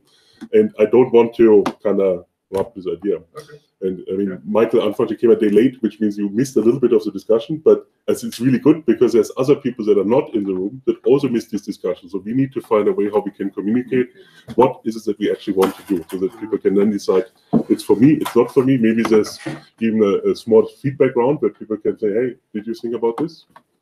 I think the one-sheeter is a great idea, which one brought up. Yeah. And it forces us to summarize what we discussed. Absolutely. Yeah. One note, we need not only 25, I think we need 35 for the new 15K for the new location. Only keep in mind that we are not limited to 25. There is a joining fee added on top of the membership fee, so it should be. Yeah, I mean, but I think what Michael is saying, and this is something that Uwe and I will figure out. So now, obviously, we can just afford the expansion from the money that is there, but this means that it will be a little bit more expensive to buy it.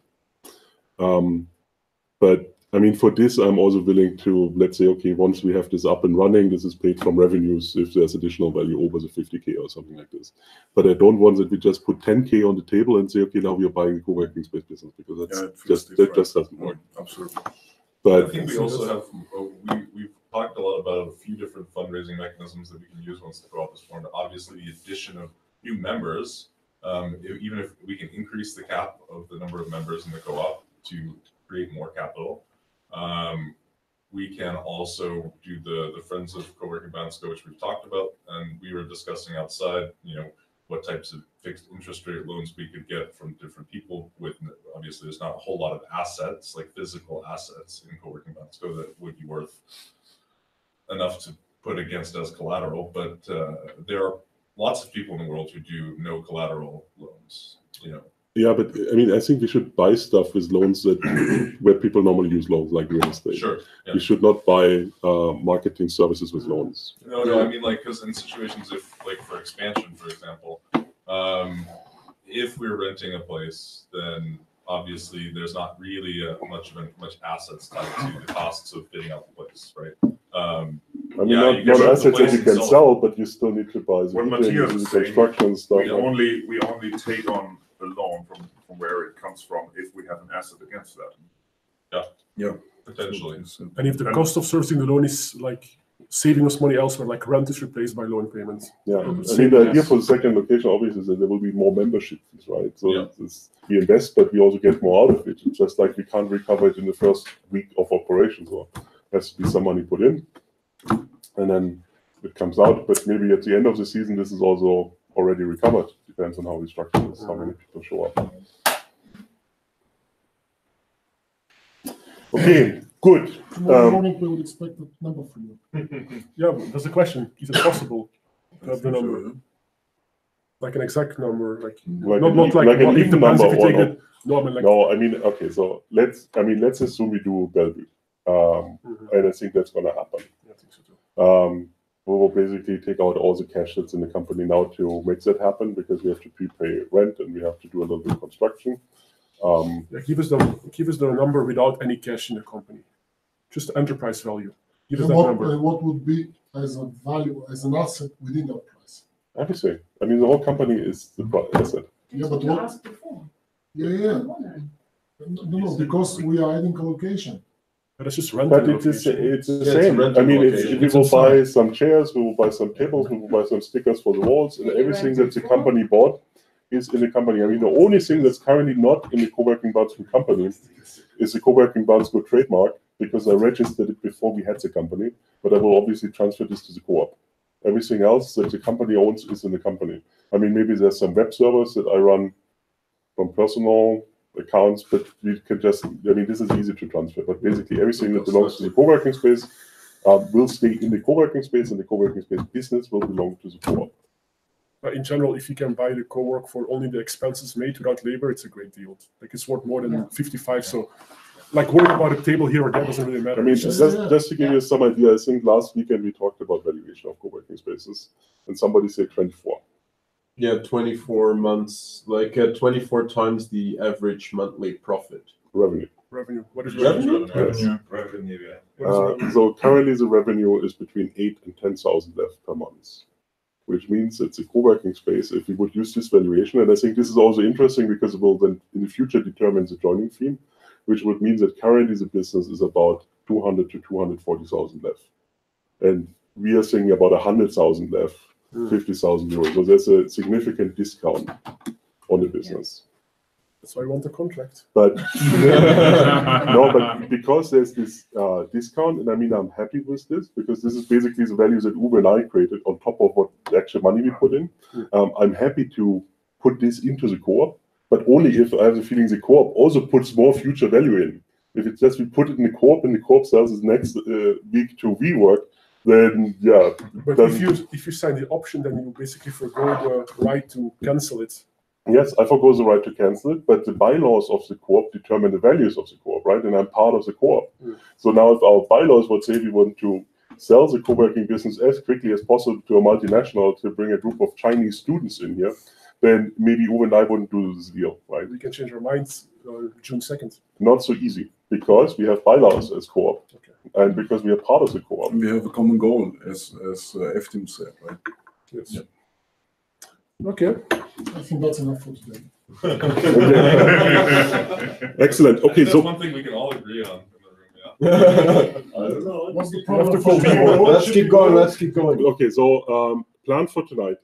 In about 14 minutes, we will have a traditional dinner at Mehana Metoha, which is close to the Walnut. I don't know. Do you know where it is, Metoha? Metoha? It's next to where we had Yeah, lunch Metoha.